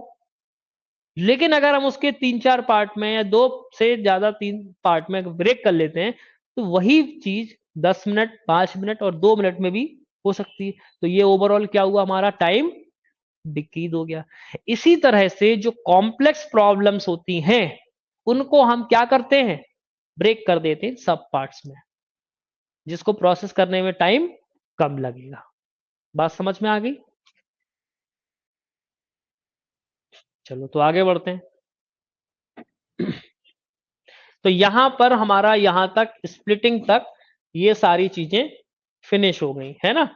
अब बात करेंगे, अब बात करेंगे कि हमारा, हमने एक हेडिंग नहीं दी होगी शायद यहां पर, तो आप चाहो तो लिख लो, एब्स्ट्रैक्ट डेटा टाइप। ये हेडिंग है, एब्स्ट्रैक्ट डेटा टाइप। आप लोगों ने नाम सुना होगा, कई बार प्रोग्रामिंग लैंग्वेज में आपने यूज किया होगा। एब्स्ट्रैक्ट डेटा टाइप क्या होता है, एब्स्ट्रैक्ट डेटा टाइप का मतलब ये है कि whenever the data structure does such operation, like उस डेटा पे ऊपर आप कोई ऑपरेशन परफॉर्म कर सको, like insertion, updation, deletion, searching, जो भी करना चाहो आप कर सकते हो, है ना। दूसरी चीज एक और प्रोनाउंस करता है, एब्स्ट्रैक्ट मतलब कोई चीज हाइड हो जाए। एब्स्ट्रैक्शन सुना है वर्ड, सी प्लस प्लस से और ऑब्जेक्ट ओरिएंटेड लैंग्वेजेस में आपने सुना होगा abstraction, that is a oops concept, abstraction, inheritance, ये सब सुना होगा ना, सुना है कि नहीं सुना है। तो एब्स्ट्रैक्शन का मतलब क्या है, डेटा हाइडिंग कॉन्सेप्ट, मतलब वो उसका जो काम है वो तो करे लेकिन उसके अंदर की इंफॉर्मेशन को छुपा दे, यही मतलब होता है ना।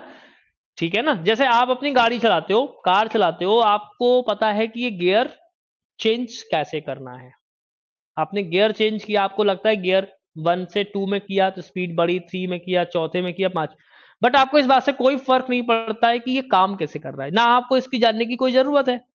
तो ये जो कॉन्सेप्ट है वो क्या है, डेटा हाइडिंग कॉन्सेप्ट है, इसीलिए उसको एब्स्ट्रैक्शन बोल देते हैं।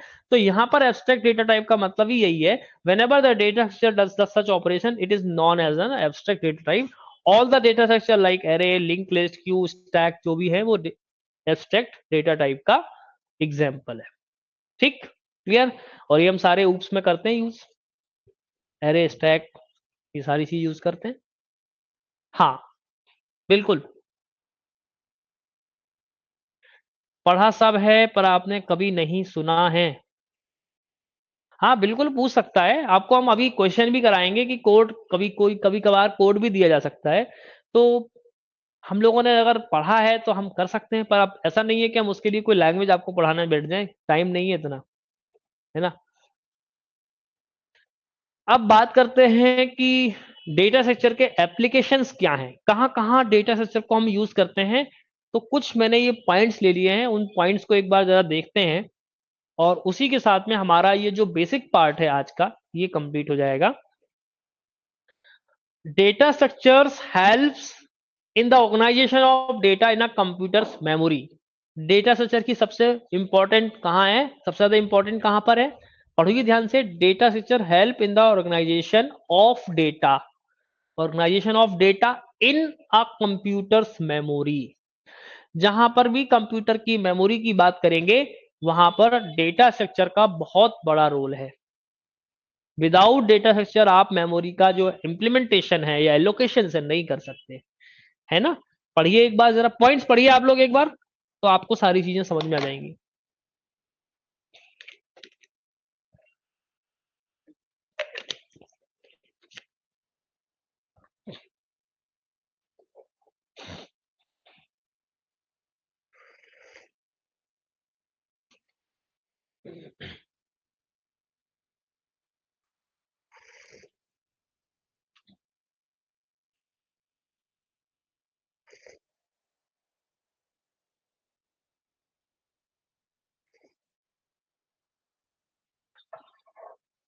समझ आ रहा है अभी आपको, किसी को दिक्कत तो नहीं जा रही है, क्योंकि मैं बहुत बेसिक से ही बता रहा हूँ सारी चीजें आप लोगों को। और इंटरेस्ट आ रहा है कि नहीं आ रहा है, ये भी एक बार बता दो आप लोग। वैसे तो आएगा, अभी तक थोड़ा थोड़ा थ्योरी चल रहा था, और जब हम क्वेश्चंस करेंगे तो ज्यादा मजा आएगा आपको। बट क्वेश्चन तभी बनेंगे जब थोड़ी सी थ्योरी पढ़ लेंगे। पढ़ा, पहला पॉइंट क्या है, पहला पॉइंट क्या कह रहा है, data structure help in the organisation of data in computer memory. Data structure also help in representing the information in databases, यानी कि डेटाबेस मैनेजमेंट सिस्टम जब हम यूज करते हैं, लाइक आप लोगों ने यूज किया होगा डेटाबेस मैनेजमेंट सिस्टम, किसी ने अगर पढ़ा हो Oracle, MySQL, SQL server, so these are the database management software, जहां पर भी हम अपने डेटाबेस को प्रॉपरली मैनेज करते हैं, वो भी with the help of the data structures. ठीक है। फिर हम बात करें कि अगर हम डेटा स्ट्रक्चर की बात करें, तो आपने सर्च इंजन का नाम सुना होगा, गूगल। गूगल पे आप कोई भी चीज फाइंड करते हो, किसकी हेल्प से कर पाते हो, डेटा स्ट्रक्चर की हेल्प से। So data structure allow the implementation of algorithm to search through a data, like for example the search engine. नाम सभी ने सुने होंगे, पर चीजें नहीं पता होंगी कि डेटा स्ट्रक्चर की मदद से इतना सब कुछ किया जा सकता है। जब आप जाओगे तो आपसे जो कंपनीज होंगी, लाइक आप गूगल में काम कर रहे होगे, आप यूट्यूब में या किसी भी कंपनी में जब आप काम कर रहे होते हो, तो क्या होता है, वो आपसे यूज करवाते हैं, वो आपसे एल्गोरिथम पार्ट ही पूछते हैं, क्योंकि जो भी कंपनीज इन पर बेस्ड हैं वो आपसे डेटा स्ट्रक्चर्स पूछती हैं। So we can use the data structure to implement, अगर आप डेवलपमेंट की तरफ जा रहे हो, अगर आप कोडिंग के लिए सिलेक्ट किए जा रहे हो आप, है ना, एज अ कोडर बन रहे हो, तो आपसे डेटा स्ट्रक्चर के कॉन्सेप्ट पूछे जाएंगे। So we can use the data structure to implement the algorithm to manipulate data, like word processor.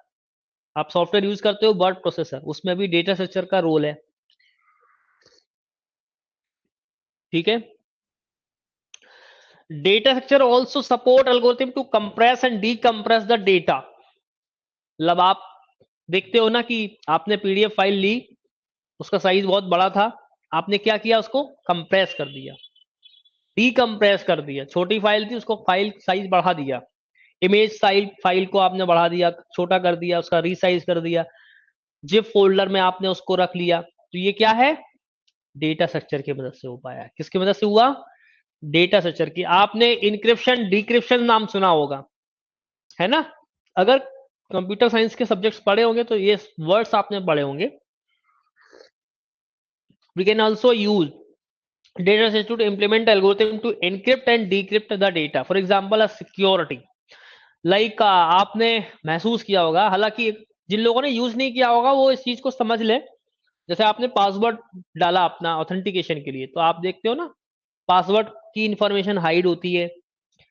आपने 8 डिजिट का अपना या 8 कैरेक्टर का आपने अपना कोई पासवर्ड एंटर किया, तो आप देखते हो कि 8 के बाद में ना वो जो आपका पासवर्ड जाता है ना ऑथेंटिकेशन के लिए, तो देखते होगे ना खूब बड़ा हो जाता है वह, उसको हम बोलते हैं इनक्रिप्शन और डिक्रिप्शन। क्यों बोलते हैं इनक्रिप्शन और डिक्रिप्शन? क्योंकि as a security point of view कि आपका कोई भी पासवर्ड देख ना ले, आपके लॉगिन सिस्टम को कोई हैक ना कर ले, इसलिए क्या किया जाता है इनक्रिप्शन और डिक्रिप्शन। ये इनक्रिप्शन और डिक्रिप्शन को कैसे इंप्लीमेंट किया जाता है? डेटा स्ट्रक्चर की हेल्प से। ओके, तो ये जो अभी हमने एप्लीकेशंस पढ़े हैं और भी हैं, बट कुछ ही लिए हैं हमने। अब बात करेंगे, अब ये तो हमारा थ्योरी पार्ट बेसिक का हो गया फिनिश। अब हम कुछ क्वेश्चंस करेंगे। तो पहला क्वेश्चन है what is the data structure. हाँ, अगर आपने देखा है व्हाट्सएप यूज करते हो और आप एंड टू एंड इनक्रिप्शन आपके लिए आजकल व्हाट्सएप पे भी फैसिलिटी आ चुकी है सिक्योरिटी की, तो ये भी एक डेटा स्ट्रक्चर का ही इंप्लीमेंटेशन है, ऐसा कोई दिक्कत नहीं है। अब आप लोग आंसर करेंगे और ये क्वेश्चंस आपको नोट ही करने होंगे, आपको इसका पीडीएफ नहीं मिलेगा, है ना। अगर आपको लगता है कि आप नोट करना चाह रहे हो तो नोट कर सकते हो, बट स्पीड सी आंसर होगा इसका। डेटा स्ट्रक्चर क्या है भाई? क्या प्रोग्रामिंग लैंग्वेज है? नहीं है। क्या कलेक्शन ऑफ एल्गोरिथम है? ठीक है। A way to store and organise data, भाई हमने यही पढ़ा है अभी। डेटा जो मेन डेफिनेशन है वो क्या है? A way to store and organise data is called a data structure. A type of computer hardware, नहीं, ये तीनों ऑप्शंस नहीं होंगे। तो अब देखो क्वेश्चन करने में मजा तभी आएगा जब हमने थोड़ी सी थ्योरी पढ़ ली होगी, है ना। चलो अगला क्वेश्चन।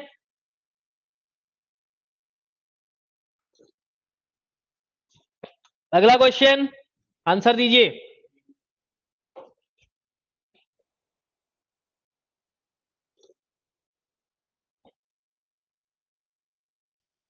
यस, मैक्सिमम लोग आंसर डी कर रहे हैं। क्यों डी कर रहे हैं भाई? एरे का डिसएडवांटेज, डिसएडवांटेज का मतलब आप समझते हो कि index value of an array can be negative. नहीं भाई, एरे में कोई भी वैल्यू जो होती है इंडेक्स की वो नेगेटिव नहीं होती है, वो हमेशा 0 से शुरू होती है और n-1 तक जाती है। ठीक है, पहला ऑप्शन तो नहीं हो सकता भाई डिसएडवांटेज में। एलिमेंट्स आर सीक्वेंशियली एक्सेस, तो ये भी कोई डिसएडवांटेज नहीं है। डेटा स्ट्रक्चर, क्योंकि इसको एरे को आप सीक्वेंशियल और रैंडमली दोनों तरफ से कर सकते हो, है ना। डेटा स्ट्रक्चर लाइक क्यू और stack can not be implemented, नहीं, ये भी नहीं होगा। There are the chances of wastage of memory space if elements are inserted in array are lesser than the allocated size. इसका मतलब ये हुआ, क्योंकि बेटा मैंने आपको बताया अभी थोड़ी देर पहले कि एरे क्या है, स्टैटिक डेटा स्ट्रक्चर को फॉलो करता है। और स्टैटिक का मतलब साइज अगर हमने फिक्स कर दिया, सपोज दैट कि अगर मैंने 50 एलिमेंट का एरे बना दिया और उसमें 10 डेटा आइटम ही डाले, तो 40 बॉक्सेस आपके जबरदस्ती मेमोरी घेर रहे हैं, है ना। बात समझ में आ रही? तो यहां पर क्या हो गया, वेस्टेज ऑफ मेमोरी, इसलिए ऑप्शन क्या होगा करेक्ट? डी। चलो आगे बढ़े।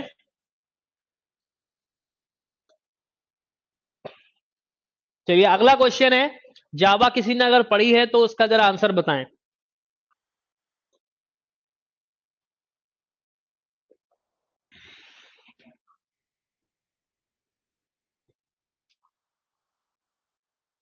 एक मिनट,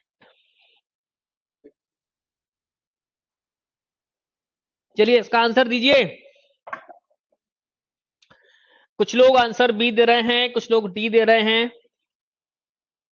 ओके, मैक्सिमम लोग इसका आंसर डी दे रहे हैं। देखिए अब यहां पर जो लैंग्वेज है वो आपने यूज की है या नहीं की है, इससे कोई फर्क नहीं पड़ता। कुछ क्वेश्चंस ऐसे होंगे जिसमें आपने कुछ पढ़ा हो या नहीं पढ़ा हो, उससे कोई फर्क नहीं पड़ा, आपको उसका बेसिक कॉन्सेप्ट पता होना चाहिए। ठीक है, जैसे ये क्या बना रहा है, देखिए ये, चूंकि ये जावा का कोड है, ये चीज है जावा का कोड, और जावा में कोई भी कोड जब आप बनाते हो उसके लिए सबसे पहले आपको क्या यूज करना पड़ता है, क्लास और ऑब्जेक्ट। जावा इसलिए ऑब्जेक्ट ओरिएंटेड प्रोग्रामिंग लैंग्वेज, क्योंकि इसमें जो भी आपका इंस्टेंस बनेगा वो बिना क्लास के नहीं बनेगा। ठीक है, तो ध्यान रखना है कि ये देखिए पब्लिक क्लास एरे, तो एरे को यहां पर एक क्लास बना दी गई। पब्लिक स्टैटिक वाइड मेन ये फंक्शन है और उसमें ये सारे आर्गुमेंट पास किए गए। तो अभी हमें इतना ज्यादा नहीं जानना है, हमें तो सीधी बात जाननी कि यहां पर ये एरे का डिक्लेरेशन किया गया है। ठीक है, तो मैं यहां पर एक एरे बनाऊंगा। एरे का मतलब ये 5 एलिमेंट का एरे बना दिया गया और जिसमें कुछ एलिमेंट्स पुट कर दिए गए, लाइक 1 2 3 4 5, जिसमें मैंने आपको क्या बताया था, एरे का नाम क्या दिया गया, ए डबल आर। क्या नाम दिया गया, ए डबल आर। तो इसमें पहले वाले ब्लॉक को ए डबल आर 0 लिखोगे, दूसरे वाले को ए डबल आर 1 लिखोगे, तीसरे वाले को ए डबल आर 2 लिखोगे, चौथे वाले को ए डबल आर 3 लिखोगे और पांचवे वाले को ए डबल आर 4 लिखोगे। इसलिए ध्यान रखना कि जो इंडेक्सिंग होती है वो होती है बेटा 0 से n-1 तक, याद रखना। अब आपसे उसने कहा है system dot out dot print LN, इसका मतलब ये जो लाइन है वो एक स्टेटमेंट को प्रिंट कर रही है, दूसरी लाइन भी प्रिंट करने के लिए है। तो आपको ये जो दोनों लाइनें दी गई हैं ये प्रिंटिंग की लाइन दी गई हैं। ठीक है, प्रिंट मतलब आप उस एलिमेंट को एक्सेस कर रहे हो और स्क्रीन पर दिखा रहे हो। ठीक है, तो अब ये वाला देखो 0 1 2 3 4, ये हम ऐसे इंडेक्स शो कर सकते हैं, है ना। आपसे पूछा जा रहा है A double R 2, A double R 2 पे कौन सा एलिमेंट रखा है बेटा, 3। तो हमारा पहला एलिमेंट एक्सेस होके कहां जाएगा, 3 पे आ जाएगा। ठीक है, अच्छा दूसरा वाला बोल रहा है, देखो एलएन का मतलब होता है नेक्स्ट लाइन से, है ना। अगर खाली प्रिंट लिखा होता तो प्रिंट कर देगा, एलएन का मतलब नेक्स्ट लाइन से अगला आउटपुट प्रिंट करेगा। ठीक है, फिर एरे 4, ए डबल आर 4 पे क्या है, 5, तो अगला हमारा क्या आएगा, 5। तो एक्चुअल में हमारा आंसर क्या आएगा, डी 3 एंड 5। ठीक, क्लियर। हाँ, एक्सेस ऑफ एरे एलिमेंट्स है तो बहुत सिंपल है, अच्छी बात है, सिंपल है, सिंपल तभी लगेगा जब आपने पढ़ लिया होगा। चलो नेक्स्ट क्वेश्चन पे मूव करें, आगे बढ़े। मजा आया कि नहीं आया अभी। अगला क्वेश्चन पूछ रहा है which data structure is used for implementing recursion. अब देखिए मैंने अभी आपको डेटा स्ट्रक्चर तो पढ़ाया है लेकिन अभी इस तरह के क्वेश्चंस नहीं पढ़ाए हैं, तो हम क्वेश्चन तो करेंगे, आप लोग आंसर करिए। मैंने बहुत सारी चीजें आपको बेसिक क्लास में बताई थी, लाइक स्टैक, हालांकि कल ये क्वेश्चन मैंने आपको बताया था। यस, ऑप्शन ए करेक्ट है, स्टैक। रिकर्सन क्या होता है, रिकर्सन एक फंक्शन होता है जो खुद को ही कॉल करता है ना। एक फंक्शन अगर खुद को ही कॉल करता जाए तो क्या हो जाएगा, रिकर्शन बन जाएगा, है ना। रिकर्शन यही होता है एक्चुअल में। तो ये जो फॉलो होगा वो किस तरह से होगा, स्टैक के द्वारा होगा। यदि हम ये कहें कि फंक्शन कॉल भी कहें तो फंक्शन कॉल को भी हम क्या बोलते हैं, स्टैक के फॉर्म में रखते हैं। स्टैक में ही जाएगा ना, एक फंक्शन के अंदर दूसरा फंक्शन, दूसरे फंक्शन के अंदर तीसरा फंक्शन, ये सब क्या हो रहा है, स्टैक में जाएगा। और जो लास्ट वाला हमारा देगा वो रिटर्न करेगा, उसको उसको रिटर्न करेगा, that is the back tracking. होता है कि नहीं होता है। तो वो सारी चीजें किस थ्रू हम इंप्लीमेंट करते हैं, स्टैक के द्वारा। क्यू नहीं होता है, एरे नहीं होगा, लिस्ट नहीं होगा, तीनों ऑप्शंस नहीं होंगे। और डिटेल में जब हम पढ़ेंगे स्टैक तो और सारी चीजों को सीखेंगे। Call by itself, yes, the data structure required to check whether an expression contains a balanced parenthesis is. मैंने आपको बताया था कि पैरेंथेसिस बैलेंस है या नहीं, ये कौन डिसाइड करेगा, ये स्टैक के द्वारा डिसाइड होता है। कैसे होगा? स्टैक के द्वारा। ठीक है, ना तो ट्री से हो सकता है, ना एरे से होगा, ना क्यू से होगा। ये मैंने कल क्वेश्चन का आंसर दिया भी था। पैरेंथेसिस मैंने आपको बताया था कि अगर ये पैरेंथेसिस है, ये पैरेंथेसिस है, ये पैरेंथेसिस है, that is the balanced parenthesis. क्या बताया था मैंने? Balanced parenthesis. इसका मतलब ये है, और मैंने एक और चीज बताई थी कि जब हम स्टैक में ये ऑपरेशन परफॉर्म कर रहे होंगे तो opening braces as a push operation perform करेगा and closing braces pop operation follow करेगा। अगर स्टैक खाली हो गया तो समझ लो कि आपका जो पैरेंथेसिस है वो बैलेंस्ड है। अगर स्टैक में कोई एलिमेंट बच गया पैरेंथेसिस को बैलेंस करते वक्त, तो दैट मींस अनबैलेंस्ड है। कैसे? जैसे अगर मैंने ये लगाया बस, तो ये क्या है? अनबैलेंस्ड है। क्यों अनबैलेंस्ड है बोलो? क्योंकि इसका क्लोजिंग ब्रैकेट नहीं दिया गया है। समझ में आ रही बात? इसलिए ये क्या है? अनबैलेंस्ड। ये क्या है? बैलेंस्ड। ठीक है, आगे बढ़ते हैं। अगला क्वेश्चन। अच्छा, स्लो करना है, क्वेश्चंस लिखना है, लिख लीजिएगा, लिख लीजिएगा। क्वेश्चन अगर लिखना है तो कोई दिक्कत नहीं है, घबराने की बात नहीं है। आज की क्लास में जितने भी क्वेश्चन हो जाएंगे उतने पे हम ड्रॉप कर देंगे। क्वेश्चन तो सीट में बहुत हैं, ठीक है, बट जितने भी हो जाएंगे उतने ही डिस्कस करेंगे। अगला जब क्लास लेंगे हम तो उसमें एरे से शुरू करेंगे। ठीक है, और उसको कोशिश करेंगे कि हम एक ही क्लास में कंप्लीट कर लें। एक में नहीं हो पाया तो अलग बात है, दो में ले जाएंगे, पर कोशिश करेंगे कि एक में हो जाए, क्योंकि क्वेश्चंस भी डिस्कस करना है। तो मे भी हो सकता है दो क्लासेस लग जाएं।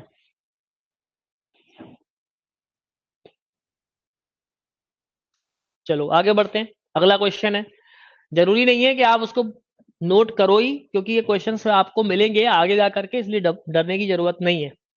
विच of the following is not an application of stack? अब स्टैक का कौन सा इसमें से एप्लीकेशन नहीं है? ये वाले क्वेश्चन वापस से हम फिर पढ़ेंगे स्टैक में, ध्यान रखना।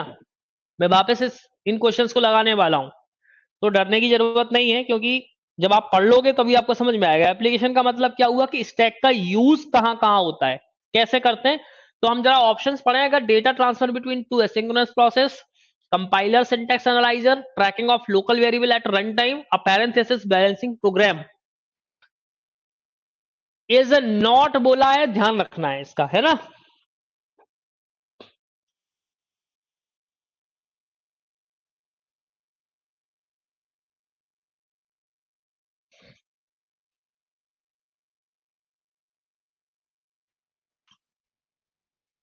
देखिए इस क्वेश्चन में हो सकता कई लोगों ने अभी आंसर्स इसका नहीं दे पा रहे हैं, तो मैं आपको भी समझा दूंगा, डरने की जरूरत नहीं है।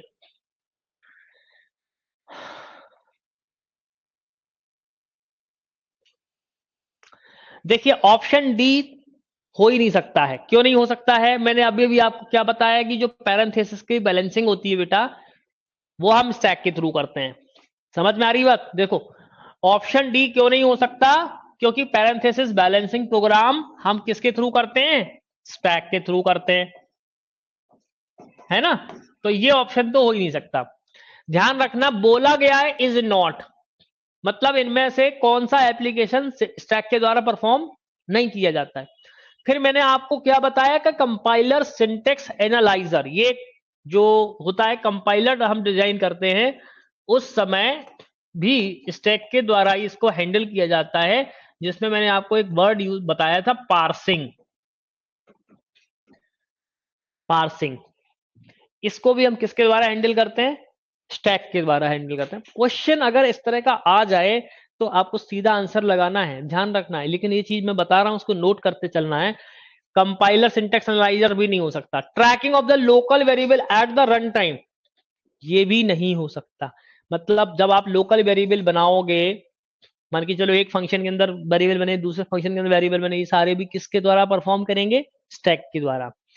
लेकिन डेटा ट्रांसफर की जो टेक्निक होती है, दो एसिंक्रोनस, है ना, यूनिट है अगर हमारे पास में, क्या बोल रहा है, data transfer between two asynchronous process, मतलब एसिंक्रोनस प्रोसेस किसको बोलते हो, पहले मैं आपको थोड़ा सा एसिंक्रोनस का मतलब बता देता हूं।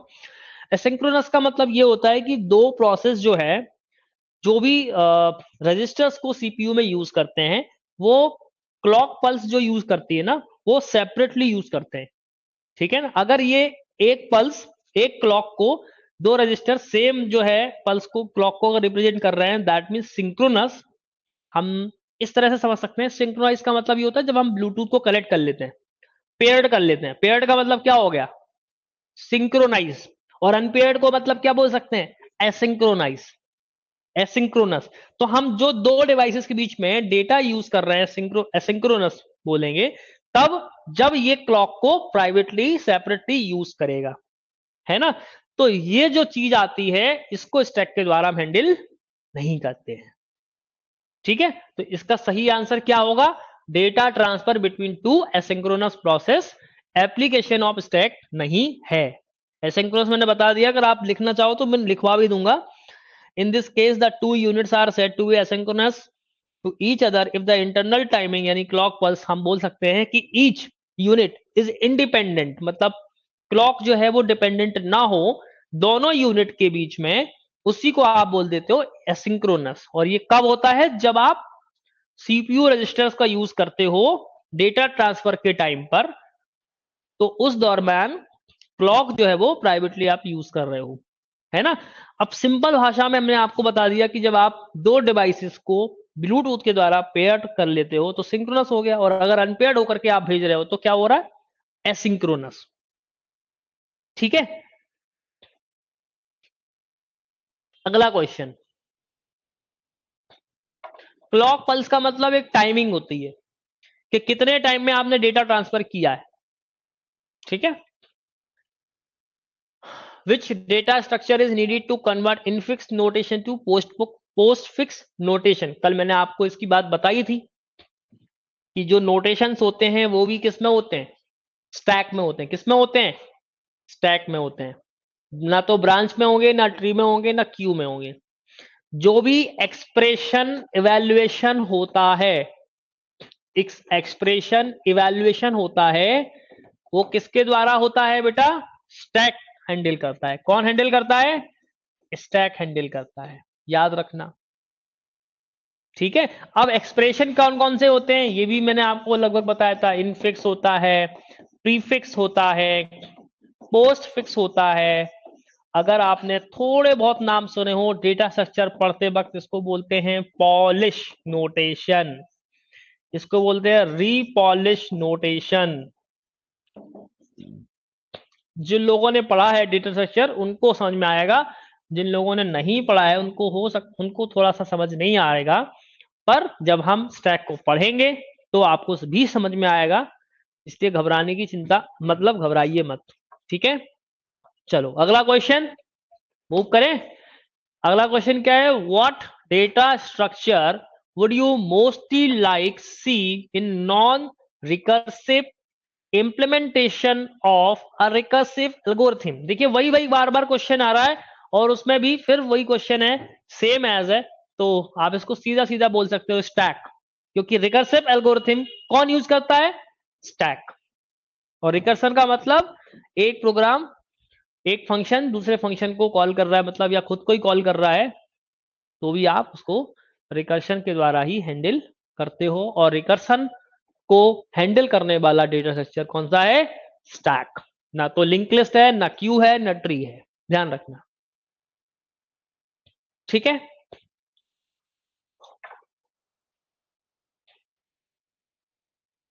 क्यू कौन सा, समझ में नहीं आया क्वेश्चन, ये समझ में नहीं आया क्वेश्चन।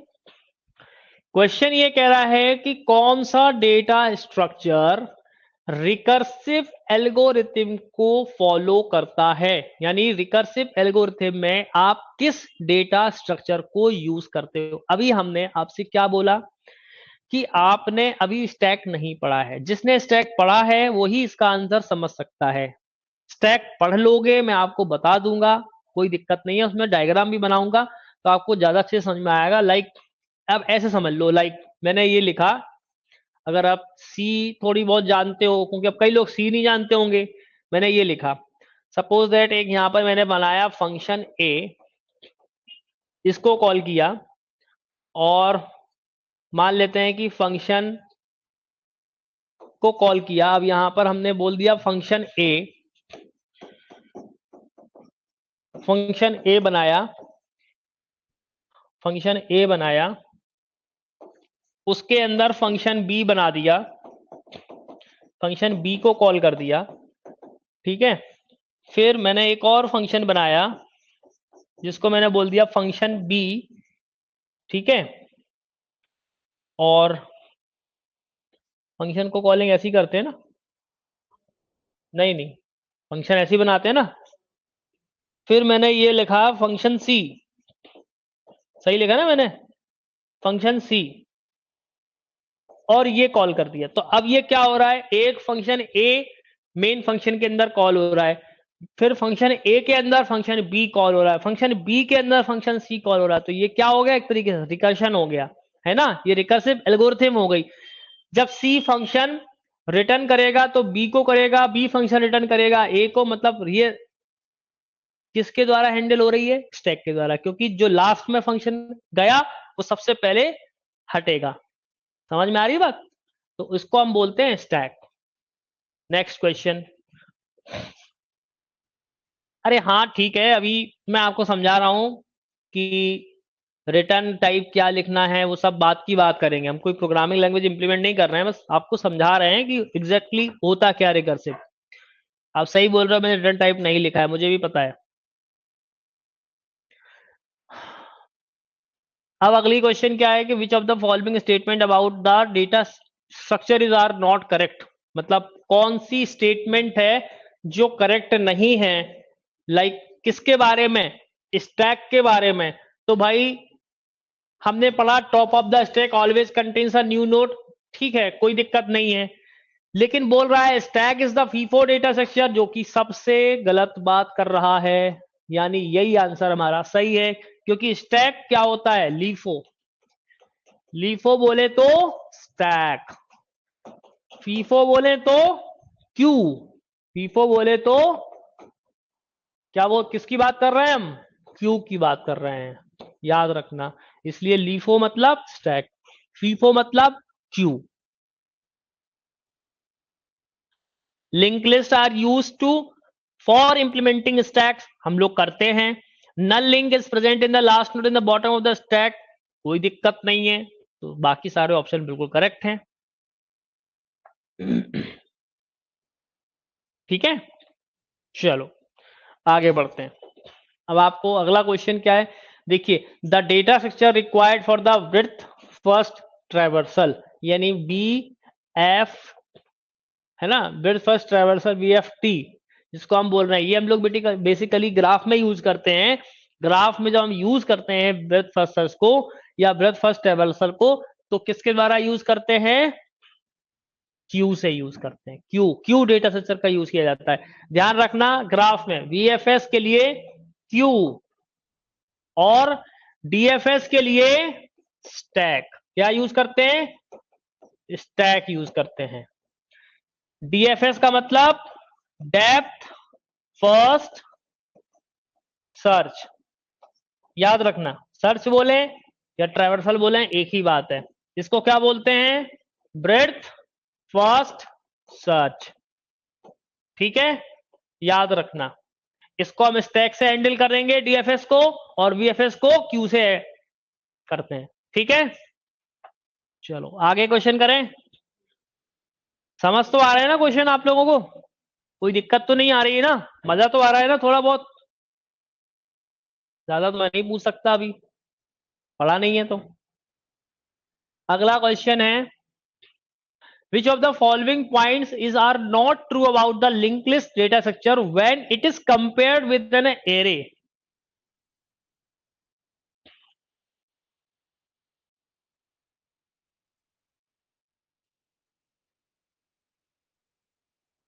नहीं बेटा, ट्री नहीं होगा। जब आप बीएफएस के लिए यूज करते हो डेटा स्ट्रक्चर, तो आपको क्यू यूज करना पड़ता है। जब हम पढ़ेंगे ना तो आपको समझ आ जाएगा, घबराओ मत अभी। ठीक है।